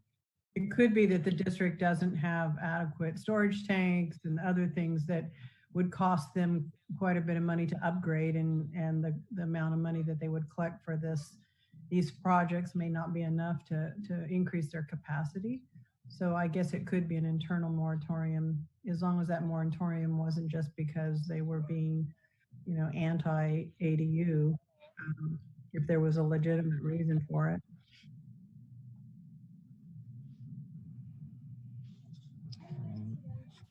So I see Melanie has her hand up still. I'm not sure. Yes, I'm here. Go ahead. Yeah, I think last time Commissioner Newman was wondering what the difference might be between the so-called junior ADU and another type of ADU. I think that this clears that up in the sense that, I mean, anything really that would be an additional bedroom would entail plumbing. The problem that I see potentially is that under the state law, the exemption under existing facilities, of course, clearly says that most of what's under Part A will be ministerial. And one of the reasons why this is put in, this new ADU recommendation is, it's covered within that. So I just wanted to read you a bit of that. Much of the work included under this item is ministerial in the case of private structures and facilities. changes of use are included if the new use as compared to the former use would first be permitted as a principal or conditional use, either in any equally restrictive or more restrictive zoning district as defined in the city planning code. So from the state's point of view, they're going to look at the former use of the property, not necessarily its zoning status. So I don't know if this is going to be relevant or not, what we're putting through, but it might be something that we want to consider. All right. So does anybody want to take a shot at what our consensus is and see if everybody else agrees? We could even do like straw votes or something. I don't know, kind of bouncing around on this one. So I'm kind of getting this. Fine. Go ahead. Go ahead, Mary. I really don't have anything to add, I guess, other than I thought you it's kind started of saying somebody. sorry. No, my dog just wants to go out. Well, would you guys agree that the suggested language revision is okay, so we can move on through some of this? I guess I do have one thing to say through the chair. Sorry. The distinction between the current draft and the suggested is not really, doesn't really change the intent. It just takes away, it just makes it a little bit broader. Is that right, Michael? Would you say that's the difference between the two versions? Yes.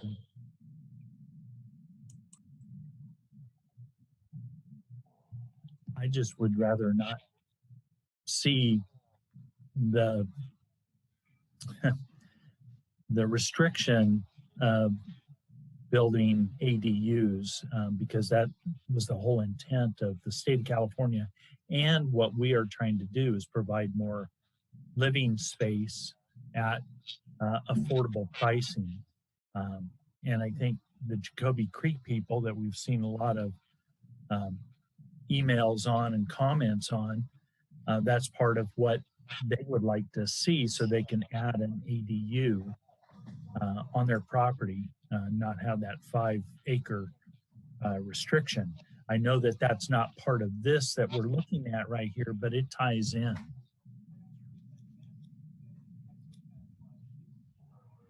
Chair, could I suggest that you ask if there's any public input on this? Sure. So let's move to see if there's any attendees that would like. Yeah, we got one. So we're going to open public comment, and sure enough, there's our man Ken right up top. Back at you here. You would have won another bet. Yeah. So I stayed out of the first 2 rounds of this. I gave you guys full leeway. I like the direction it's going on this. I do have a major dog in the fight, and I'd have to have a conflict of interest, but I'm not voting on it. So I've strongly supported this ADU process, attempting to work with the Humboldt tribe with their modular plant to satisfy the needs here and work with a consistent product that can be permitted very cheaply over the counter and delivered to everybody at the most efficient and effective cost we can, because it's a need we need to satisfy. So I'm really glad to see where you're going on this one. I'm waiting to see how you will justify what was brought up by Commissioner Newman, selectively pulling out one section, which is in Jacoby Creek, and treating it differently. That would take a hell of a lot of special determinations and findings to preclude everybody from having equal access to what I feel is a very great solution to the problems here. So I will look forward to making comment on that one. But again, I really like to say that I really applaud you folks taking this on. The more leeway you can give, at least initially, I think will be appreciated. If you find a flaw in it, of course, you can instantly go ahead and amend it, you know, and I'm sure your staff will be able to keep you apprised of problems or concerns that are developed. But at this point, I would give as much leeway as you can and be as least restrictive as you can. And I know your staff didn't want to, Tom Grover, I call him Mr. Pooh because he's the expert on those composting toilets and stuff. But those kind of people could give you input. I noticed that some of these things, your health department has been strongly against, but all those kind of things are something we really need. We're a rural community.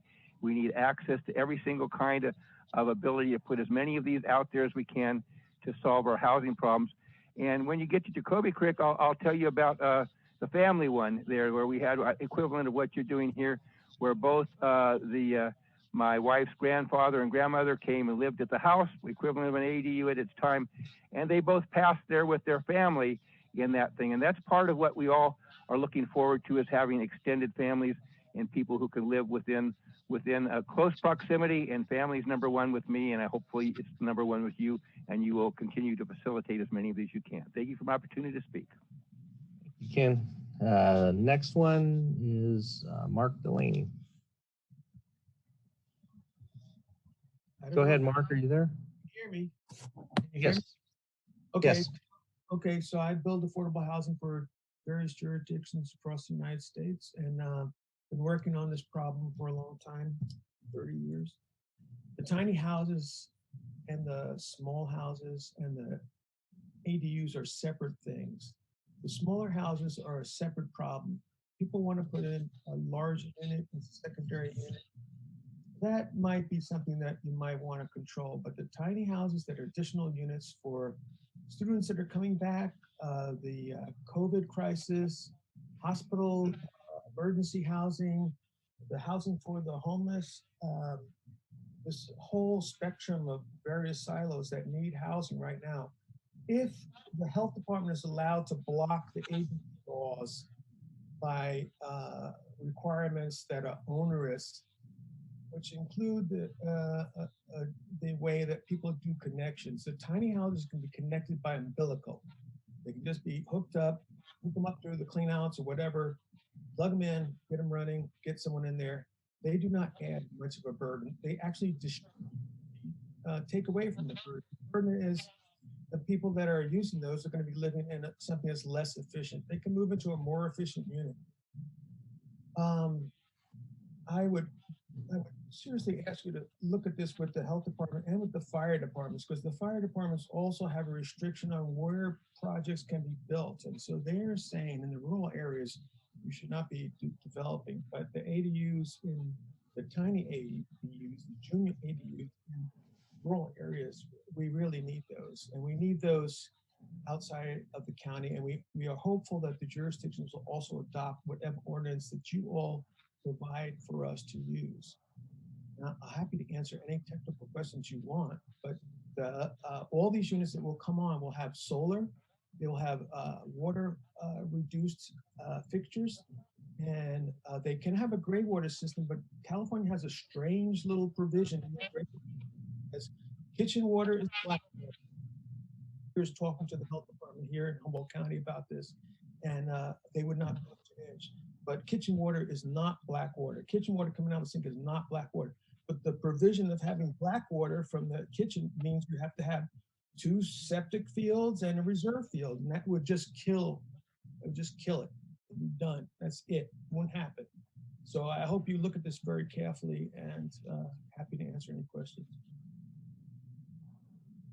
Any questions for Mark while he's there?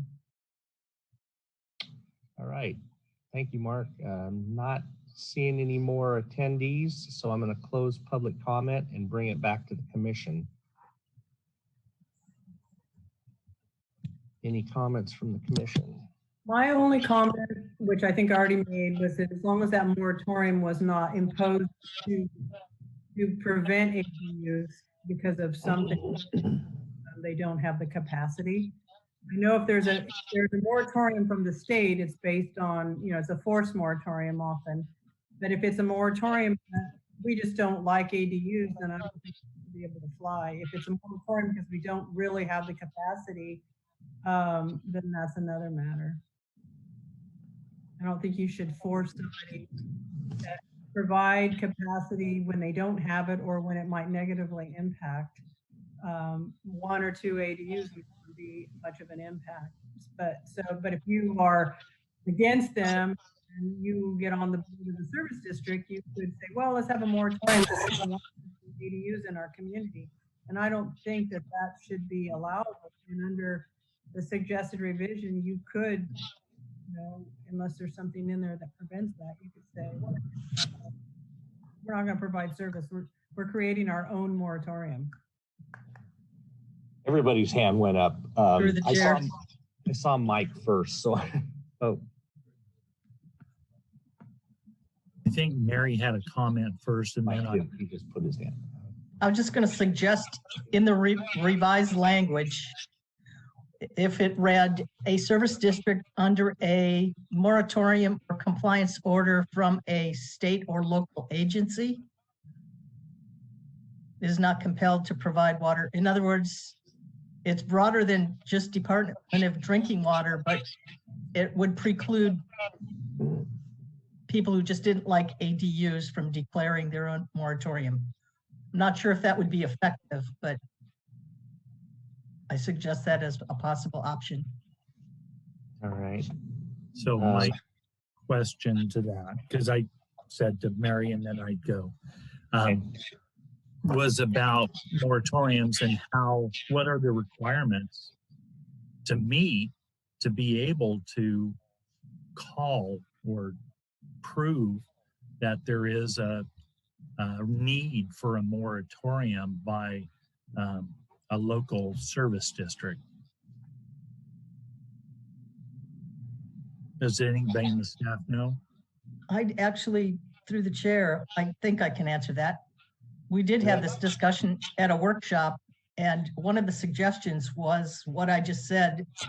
There is a definition of when a moratorium is required or called for, and the agency basically does a survey, and you know, it's science-based instead of just opinion-based. That's what I was kind of getting at with my alternate wording. Well, I like your alternate wording. Any help on that, Michael? Do you have any thought about that? Is he still there? Michael Richardson? Yeah, I'm still here, but I don't know those specific factual findings that a district has to make in order to impose a moratorium. I thought I put it in the staff report. There's a name for it. For the process, they basically make a declaration and then give that to the service district. It's a formal, I don't know the word for it or the name for it. Could I maybe go back a little bit, because we're stuck a little bit. Yes. Talking about language when maybe there's a bigger question here. And that question may be, so if we don't have this language, what happens? If this, rather than trying to provide alternative language, if we don't address this at all, what's the result? Can somebody, is at that point, is CSD obligated to provide service in a situation where somebody's coming in with an ADU? As I understand it, that was the concern from the service district that asked for this language, that they would not be able to comply with the state law. The state law says you shall provide water for an ADU. So I think the thing that the commission is struggling with now, if I interpret this correctly, is, and rather than trying to wordsmith something, maybe we need to say what we really want to do, is that, do we want to say to districts, tough, provide the service, or do we want the service districts that are in a place that they will be adversely affected in providing the services to be able to say we can't? That's the question before you. And if it's the decision of the commission to say we want to go with state law and tell the service districts to provide the services, then that's different language than what we have here. And a county can't force, if there's a state law, then that state law would trump the county law anyway, wouldn't it? State law trumps county law. So, I mean, if it's already in the state law and the district's under a moratorium, and I've been in this situation a couple of times where they're under a moratorium, they're not going to help you. They're not going to, unless they want to violate their ordinance, and then someone will take that to the state and they'll get in trouble and they can get fined. So I think you're on. It doesn't even need to be in here. Well, but the thing that I don't want to be lost in this, that the state does do, is gives the county the ability to say, okay, you've got community services districts that cannot provide services, so that you can preclude allowing ADUs and JADUs in those areas. That is what we're trying not to do. So let's be real clear about that. We're walking a very, very fine line. And it's a line between adversely affecting the service districts and creating a moratorium or creating a prohibition of ADUs. Through the chair, I have just one other thing to share. And when we went through this process, I did talk to the state representative at HCD about this question, and their suggestion was the state law is the state law, and it's really up to the jurisdictions to make this language that will help their local service districts. In other words, they threw it back on us to put this clause in. There's a lot of people with their hands up, but I've been waiting and waiting, and you just hit right on the target of where I'm going to go. That's fine. The state can say whatever they want, but they're also going to say when a sewer district gets over capacity and has a spill, they're going to come and they're going to say, they're going to be the ones that put you in the moratorium. So they're going to, and they're going to be the ones that are going to be suing the district for having the spill. I've watched it. I've lived it. I've seen it. Okay. So if we don't, the districts aren't going to put themselves in that jeopardy. I'm going to tell you right now, they're going to say no if they're at capacity. Now, I guess it comes down to who they want to be sued by, the state or by the county. And I'll guarantee you any district would rather be sued by the county than they would by the state. So maybe that answers it in a strange way, but I want to get the units too, but you can't ask to put more waste into a system if it can't take it. You know, the one of the attendees said that it doesn't add anything. Well, I'm sorry, you add anything, it is adding something to the system, and it's not any one project. It's the cumulative effect is what the problem is. And yes, we need the housing, but we also gotta manage our systems. And if there's not capacity, there's not capacity. It's that simple. Just to be clear, through the chair, the state was suggesting that we use this language, that we build in an escape hatch for the districts. That was their suggestion. So we should go with Can we suggested put on it? language. Because I think it sounds fine. Do we have a consensus then on that we should go with the suggested language revision? And there's nothing in this language that suggests that you cannot have alternative, systems.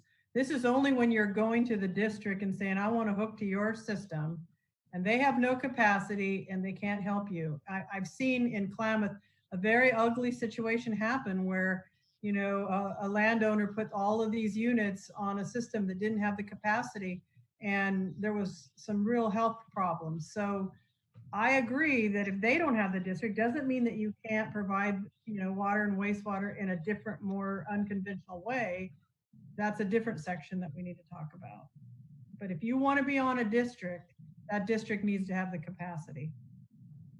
Yes, Alan, I think we should adopt the suggested language and move on. I agree. So do we have a consensus that we're going to go with that? I agree with This the way it is Noah, now. and I agree. I would say that we have a consensus. Let's move on. We're going to go with the suggested language revision. Okay. Move on. So as far as movable tiny houses, I just want to lay out how the ordinance deals with that. Within a service district, they have to be connected to a sewer. And as a design requirement, they have to be plumbed to allow connection to some approved means of sewage disposal. It could be septic, it could be a composting waterless toilet, or it could be conventional sewer hookup. So we're not, that is our recommended language. I just wanted to throw that out more for informational service purposes and to see whether this was what your take is on that.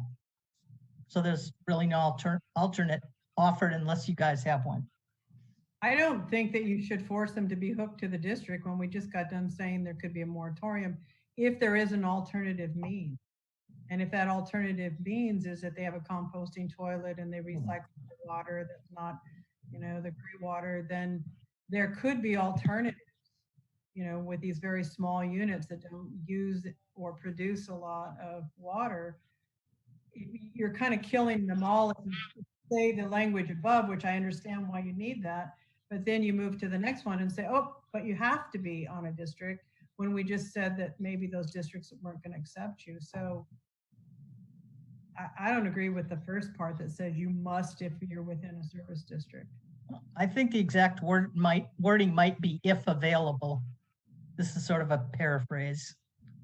So are you saying that even if it was available, that a movable tiny house would have the option not to hook up?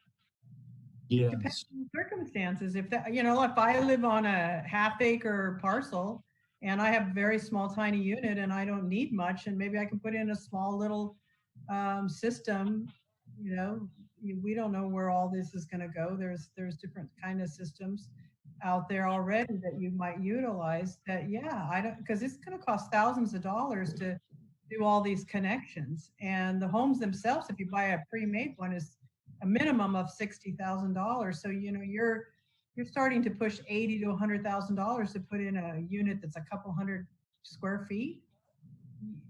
You might as well forget it.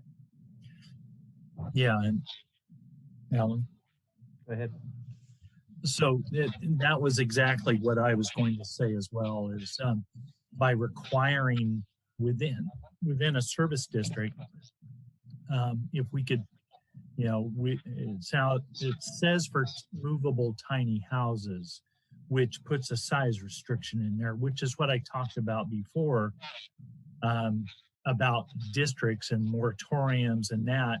There needs to be an alternative and not the mandate that they have to hook into that district.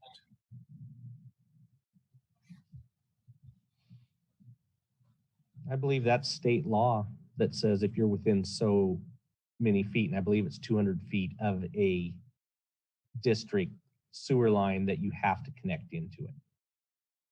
So is they're it the ones? I believe so. I'm asking staff, so That is my you probably that is know correct. a lot of that. That's my understanding. But there is that 200. There would be situations where you're not within 200 feet. I guess the question would be, should we just put in here connected to sewer if within 200 feet of? How about per current Fine. law? Yeah, per current law, that's. So if an ADU is moved further away from the connection, it could be an alternative then? It could be. It would have to meet all the other requirements for the on-site system, obviously. Right, right. I'm not saying to not forgo the requirement for sanitation. That would be an alternate language. If I would like to see that. okay.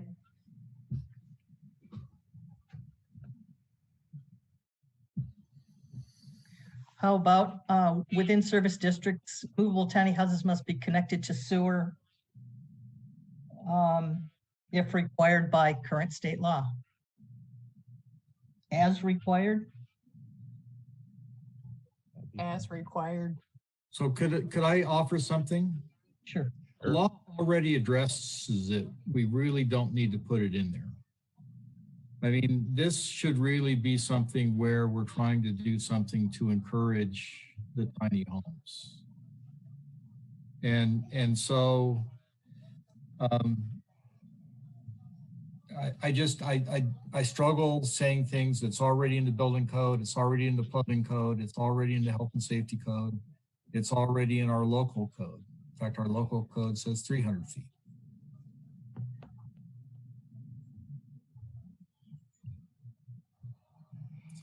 If we're trying to amend the code to say that tiny homes don't have to be connected, that's a different issue. But I'm not even sure we could do that under the building ordinance, under the building code. I don't think we could. Through the chair, could I offer an alternate then? Along the lines of what John said, just strike that first sentence.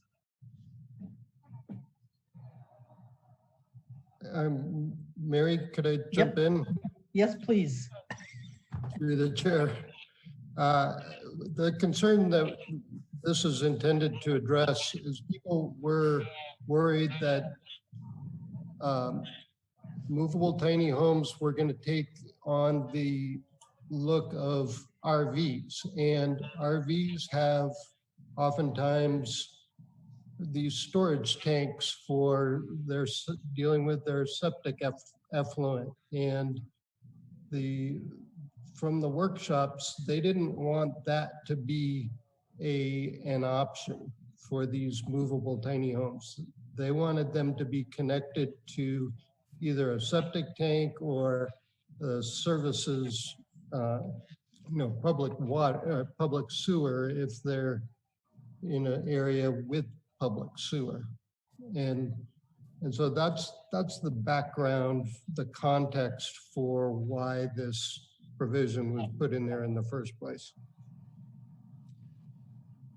Thanks, Michael. That's really helpful. And I would offer that maybe that's the way to address the real problem, which is to preclude the use of tanks within the vehicles as a receptacle to store sewage or dispose of sewage. I mean, if that's what we're trying to preclude, let's just say we're not allowing that. They have tanks though that like have wheels and you put them underneath and you roll them over to your sewage system and dump them that way. So they're not. Is that allowed?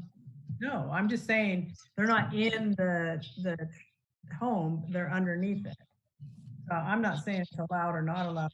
I'm just saying there's other ways that if you said inside. I'm not suggesting we allow that. I'm just saying they don't necessarily have to be in the house.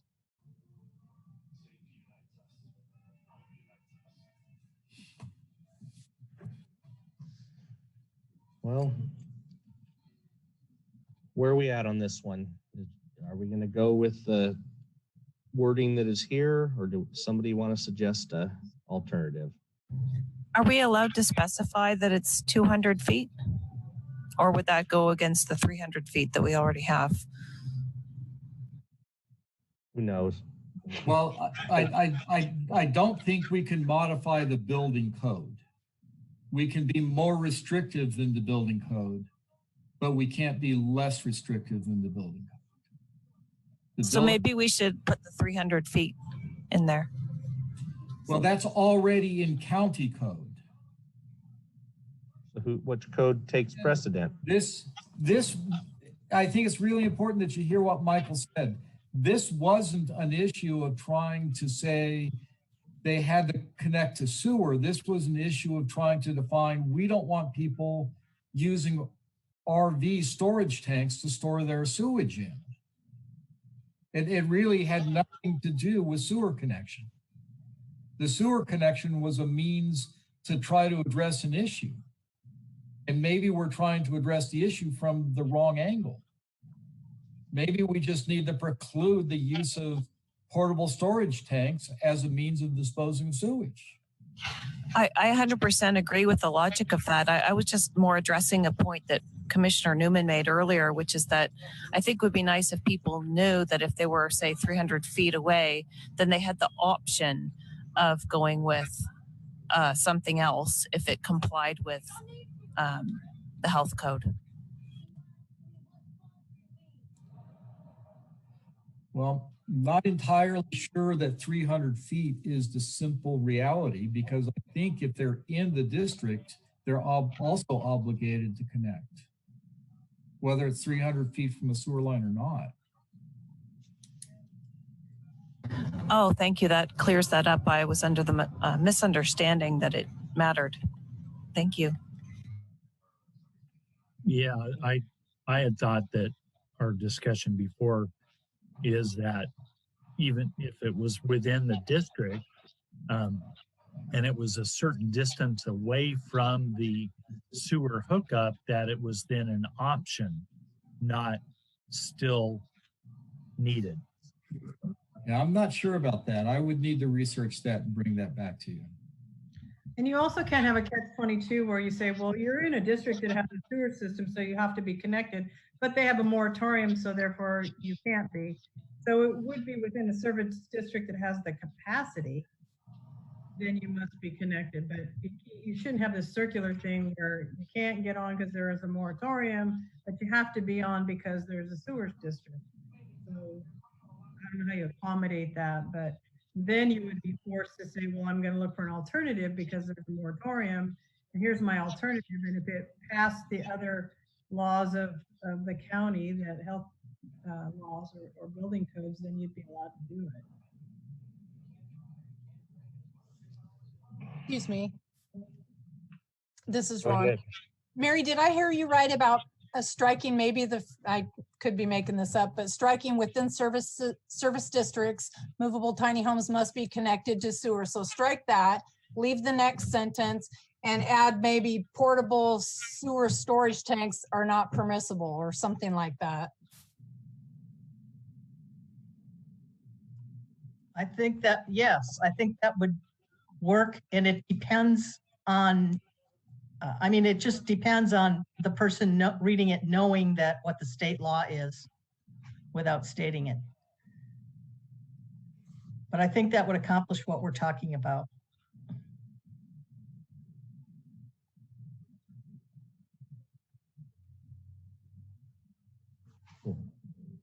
Well, let's do it and move on. We probably should open this up for public comment though first before we make a vote on it, because we haven't had public comment on this one. So I'm going to open up, we have 2 attendees, so I'm going to open up to public comment. And the first attendee is, any bets? He's the second. Mark Delaney, go ahead. Mark, you there? Hello? You hear Okay, me? so Can you hear yeah, me? go ahead. Okay, so you muted me and you took me off, you took public comment out. I don't appreciate that. I don't think you should do that. That's inappropriate. But in answer to your questions, yeah, there's a problem here because you're not connecting with what the Department of Health and Services is saying. They're saying that you can't have a composting toilet and you can't have gray water systems. So if you make it mandatory to be connected to a sewer, sewers do not exist everywhere within the county. You can't connect to a septic system. If you can't connect to a septic system or waive those requirements, you're killing this ordinance. I think there's a clear distinction between tiny district ADUs and a larger 1,200 square foot ADUs. The larger ADUs, you should apply whatever the code is currently for building any house, of course. But the smaller ADUs are intended to take care of a current emergency housing crisis. And if you make it impossible to do that, you're just defeating the purpose of the law. Just so you know, we're taking public comment on each item as we go. So that's why I closed it before and then reopened it when we got to the next item. So thank you. Next Kent, are you there? Yeah, they just unmuted me. You know, there's a tendency by staff, and I realize they may know the code or maybe not know the code because they have to research it. But in every part of this process, if you can restate the state code or county code or whatever you want to adhere to, so we're not expected to go research it. As far as a builder goes, I don't know every single code out there, and I don't know any builders who've got everything memorized in current version. So please state the current code and constraints that on this, so that an average person, we're trying to make this simpler for an average person to come in, understand what they can and can't do. And I do understand the process for making comments, and I appreciate you letting us go through one at a time and make the comments. But that's the biggest thing you can do in anything you guys are doing as far as openness, transparency, and the public being able to understand. I'm going to have to go over the top of staff on this when you need to the opposite, go the extra mile to get those things out there in writing on each one of these. Thank you for the opportunity to speak. Thank you. Any other public that would like to speak, attendees would like to speak? I'll pause here for a second. There's another one. Go ahead, speaker. I can't see who it is, but David, please go ahead. Yes, thank you for the opportunity to speak. I just wanted to say that I second things that I heard from Kent and from Mark, that we really need to try to loosen restrictions or basically allow these ADUs to be built considering the emergency needs that we have for them right now. Considering the COVID crisis and the need to house houseless people right now, which could also help the community in a multitude of ways, considering there's a lot of police response that goes into houseless citizen response. And so because of those things, I really think that we need to look at allowing these ADUs and loosening restrictions as much as possible to allow them. Thank you for my opportunity to speak. Thank you. Any more public comment? Oh, got another one. Go ahead, speaker.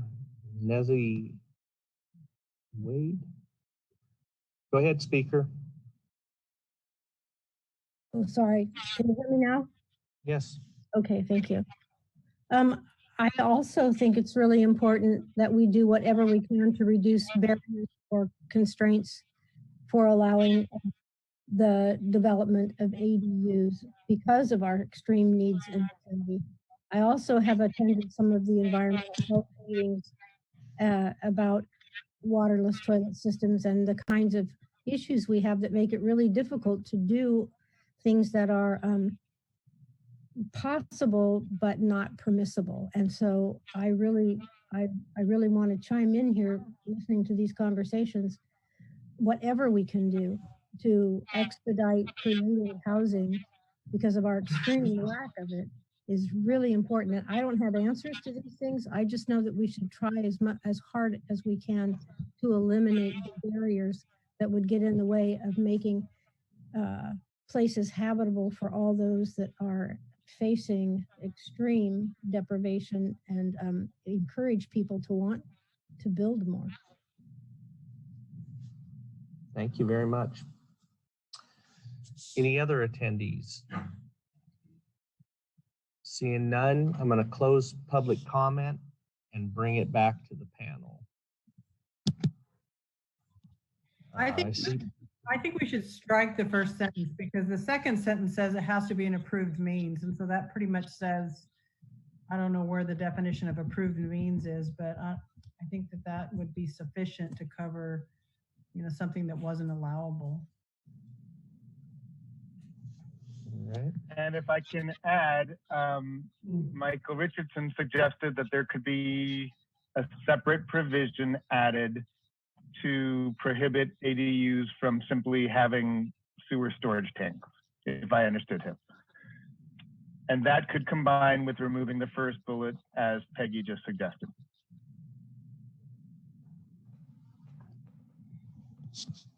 Hey, we have an alternative. Mike, you have your hand up. Yes, thank you, Chair. I am in agreement there, striking that first line, because we do need to make ADUs more accessible for people to purchase and to be usable and not cost an arm and a leg. And I, in agreement with what was provided by Michael Richardson, and then what Noah brought up was the reminder about no tanks, because that's what part of the public's input was about, and I'm in agreement with that. So that would not be allowed in the movable tiny houses, because that's what we're talking about here right now. So strike that first line and then maybe add in there that the tanks underneath or wherever close by is not available. In regards to what Kent had said about state language, I know that we're trying to get away from putting state language into these drafts, because sometimes state language changes and that makes a lot of extra work to update our ordinance. If we put links in and specific the specific reference, so that people, if they don't have computers to go on that link that goes right to that state language, would be able to look it up. But it's real easy to put in links, and that then goes to the state, which they update those, and then you're up to date and you're not constantly changing these ordinances. So my 2 cents. Thank you. Any other comments? So do we have a consensus that if we strike that first line in the control and current draft and leave the rest of it, that would work? I agree. I agree. Yep. Yep. Yep. And add about the tanks.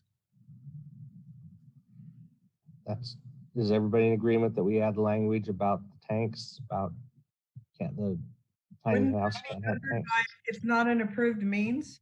I mean, it wouldn't be an approved. Yeah. Unless I in the leave it. future, it may be approved. Who knows? Yeah. But right now it's not. I'm okay with just leaving it as an approved means then. All right. I say we have consensus on that. So let's move on to the next one. We're just about out of time. So let's see if we can get one more done.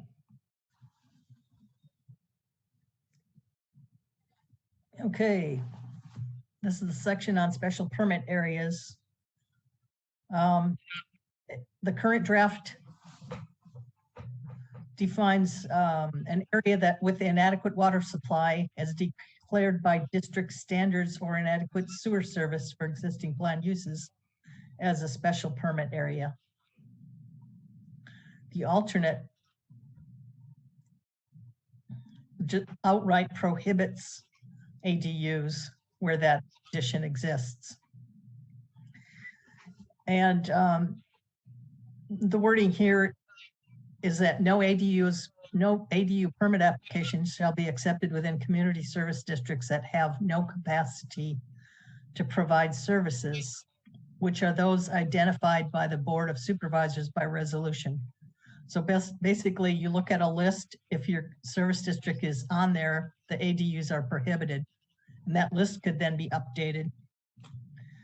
So the positive aspect is it's very specific, and it allows the list of inadequate facilities to be updated. The negative aspect is that it's an outright prohibition in certain areas, and there's no recourse or permitting provision for individual cases. And I threw in the current list of service districts where this condition would exist.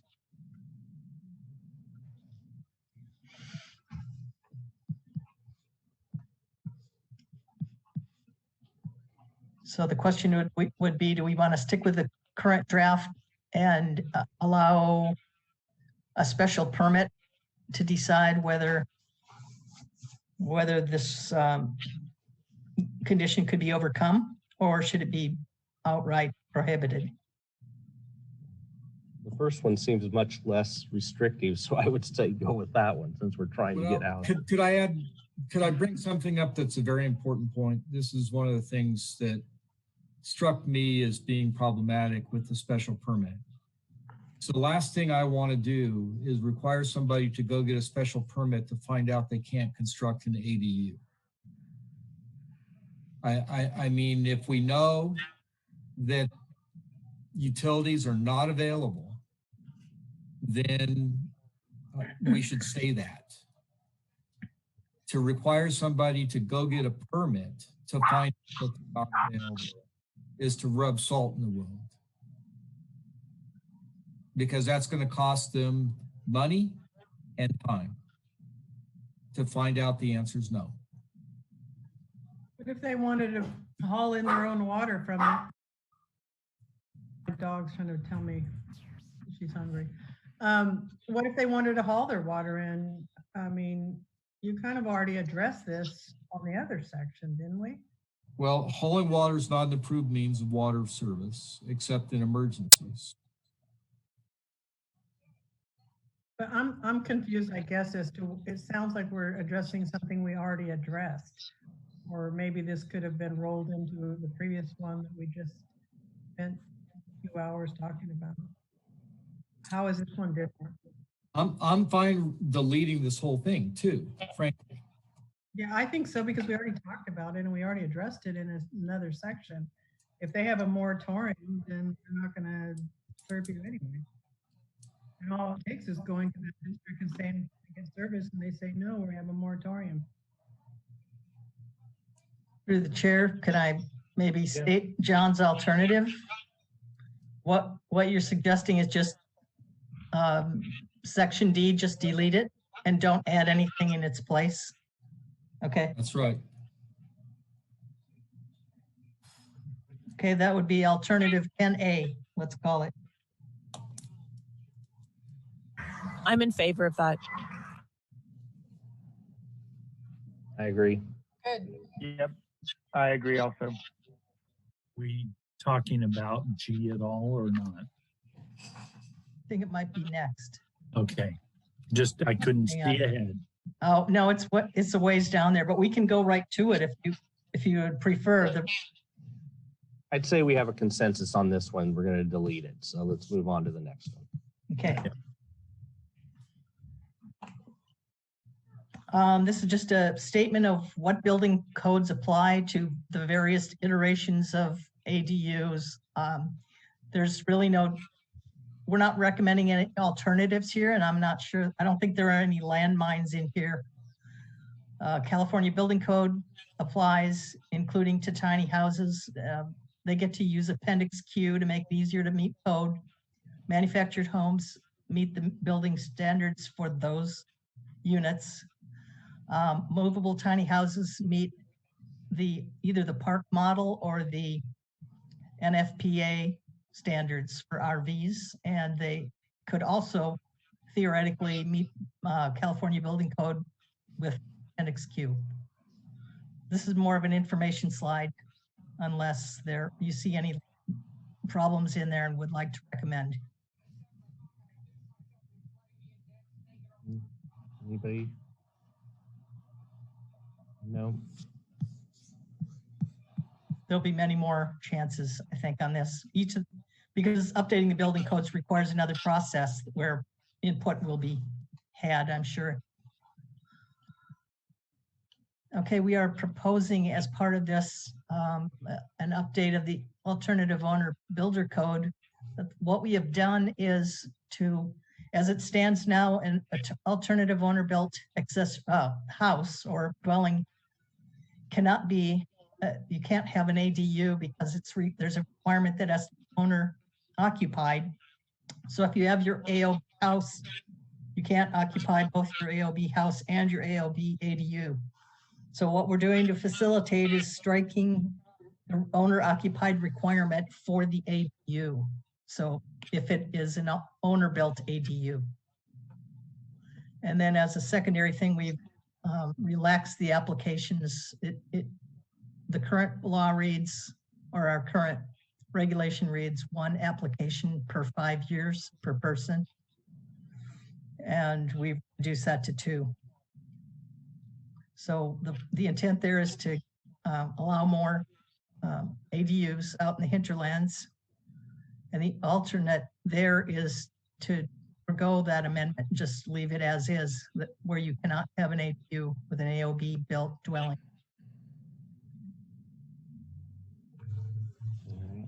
Mike, I see you have your hand up.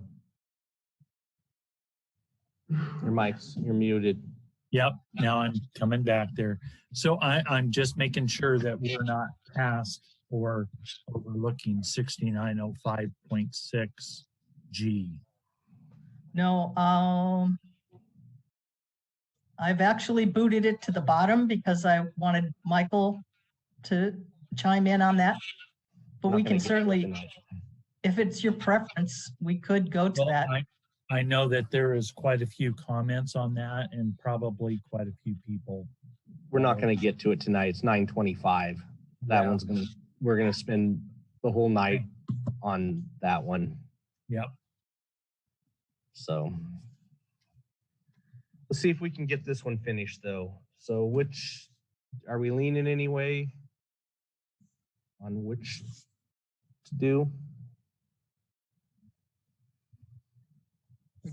Through the chair, one thing that didn't get stated was the pros and the cons of dropping the AOB code amendments.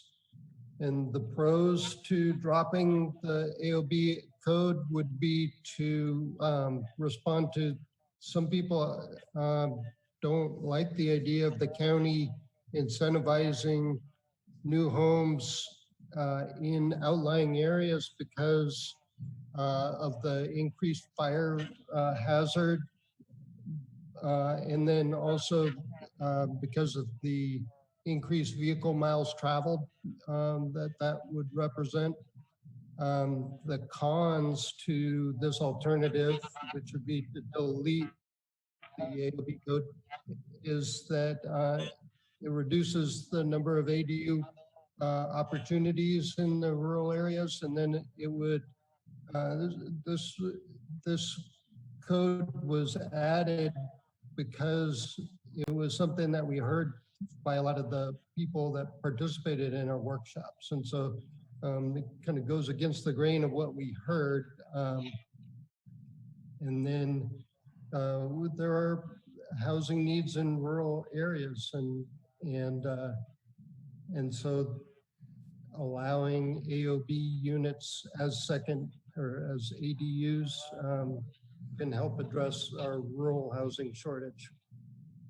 I don't think we should discriminate against people that live in rural areas and set higher standards or lesser standards for them. I don't think that's fair because some people live there because it's their indigenous area and want to live there. So, and I think it's kind of ironic after approving all of these water applications where they have generators in rural areas that could create fire hazards, and that doesn't seem to be an impediment to all of the approvals that we do every time we meet. So I wouldn't put restrictions on people that live in rural areas.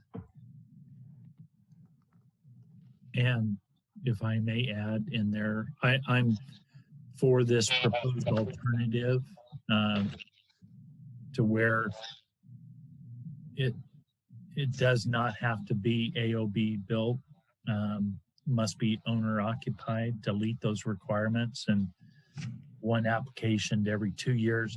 People are going to have to pay more for insurance living in outlying areas anyway. With all the wildfires that have occurred and restrictions that are going in, California Fair Plan has taken over on a lot of insurances in those real rural areas. And people will see that costs are up there as well. So I think it'll be self-regulation to that degree, and I think this alternative.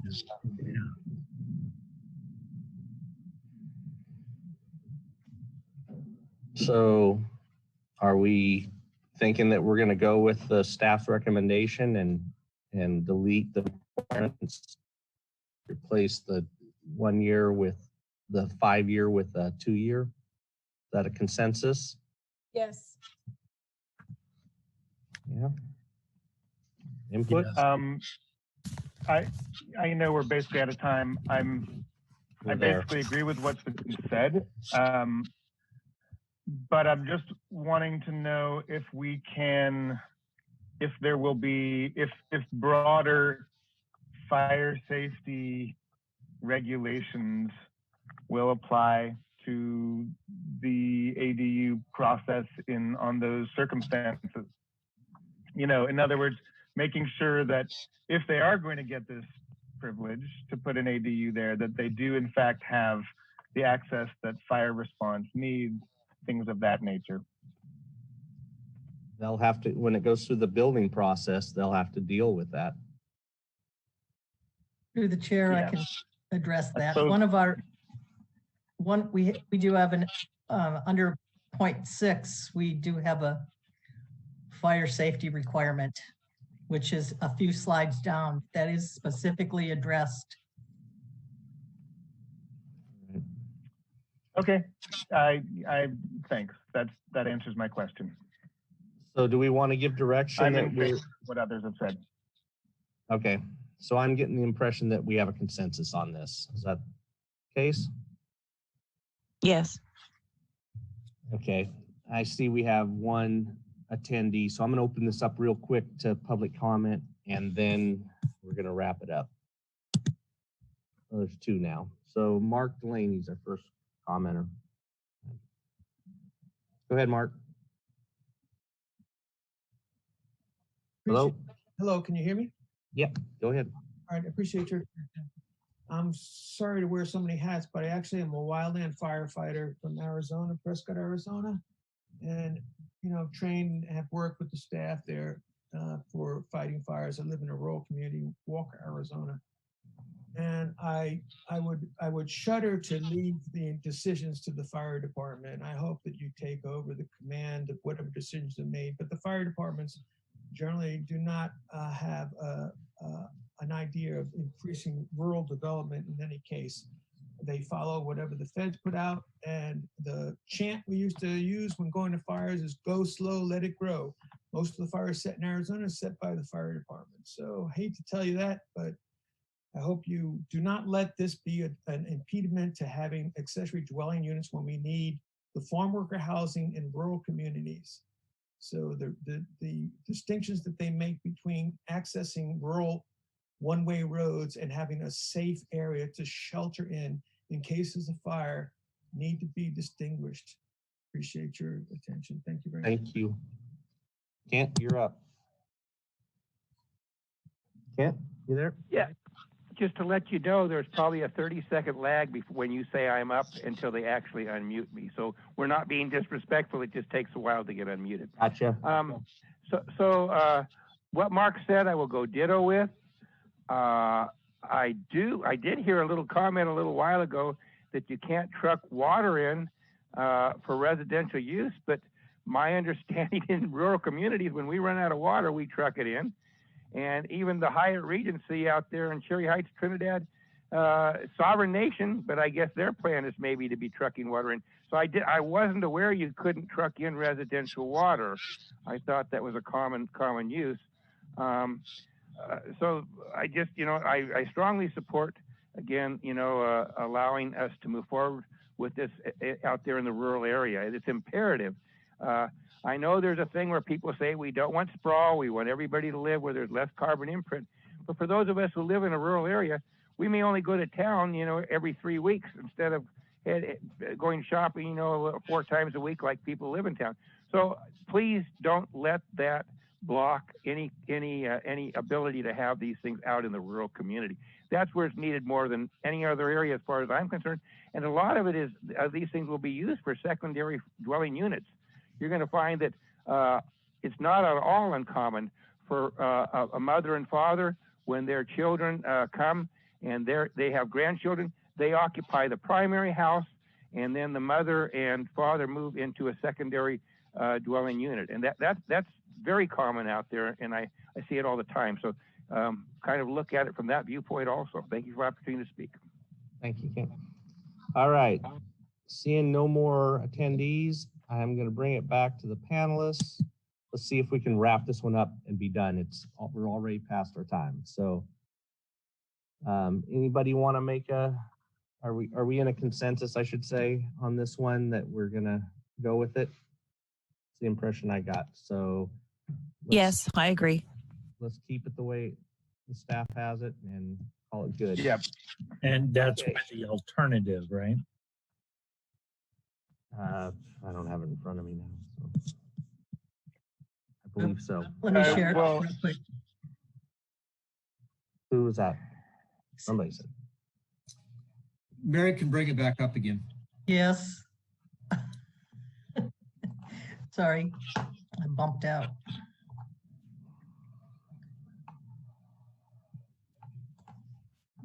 Where were we?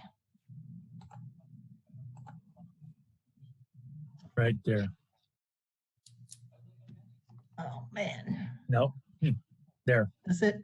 So Alt 11 was to not amend the AOB code. The current draft has an amendment to the AOB code that would make it easier to have ADUs. So are we saying that we want to do these 2 points in here is what I'm, yes. Is that, that's what I'd like to see. That's my understanding, yes. Yes, we support the current draft, not the alternative. Yes. Okay. Are we in agreement on that? All right. Go with that. With that being said, it's 9:36. Director, do you have anything you want to get in before we? I do not have anything to add to this meeting tonight. All right. Oh, do we need to? I think we can.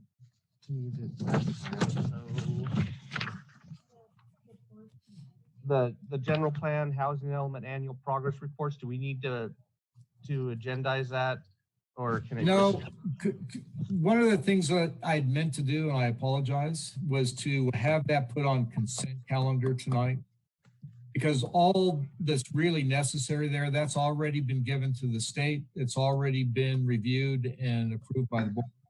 It's really just an informational item for you as the Planning Commission. If you have read it and are satisfied with it, all you really need to do is make a motion and a second to receive the report, and really that's all that needs to happen here. Why don't we just bring it back at the next meeting and we'll address it then? Okay. Maybe we could put it somewhere further up the agenda, so because I think we could cover it pretty quickly. Yeah, put it on the consent like you were saying, but then we'll have a chance to look at if there's any questions. Well, if the commission wants to discuss it, we'll bring it back at a appropriate time in the agenda to talk about it. I would like to have the opportunity to discuss it a little bit, not for an hour, just a brief discussion, if possible.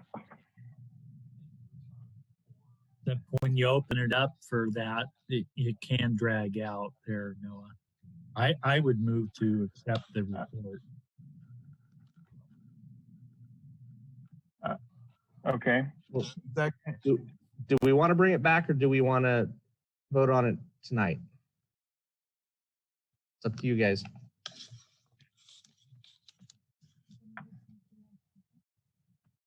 I think Do we have a motion to vote on it tonight, or are we going to leave it for next week? Next I think we meeting. should leave it for next week. All right. Then a motion to continue it to July 9th.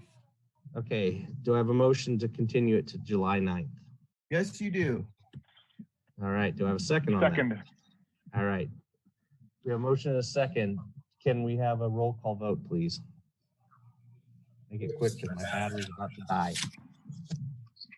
Bongio, Yes. Pellegrini, Yes. Levy, Yes. Newman, Yes. O'Neill, Yes. Mitchell, Yes. McCavour. Yes. Yeah. Okay. Motion carries. With that, we are going to conclude the meeting of June 18th. Thank you, everybody. See you in 2 weeks.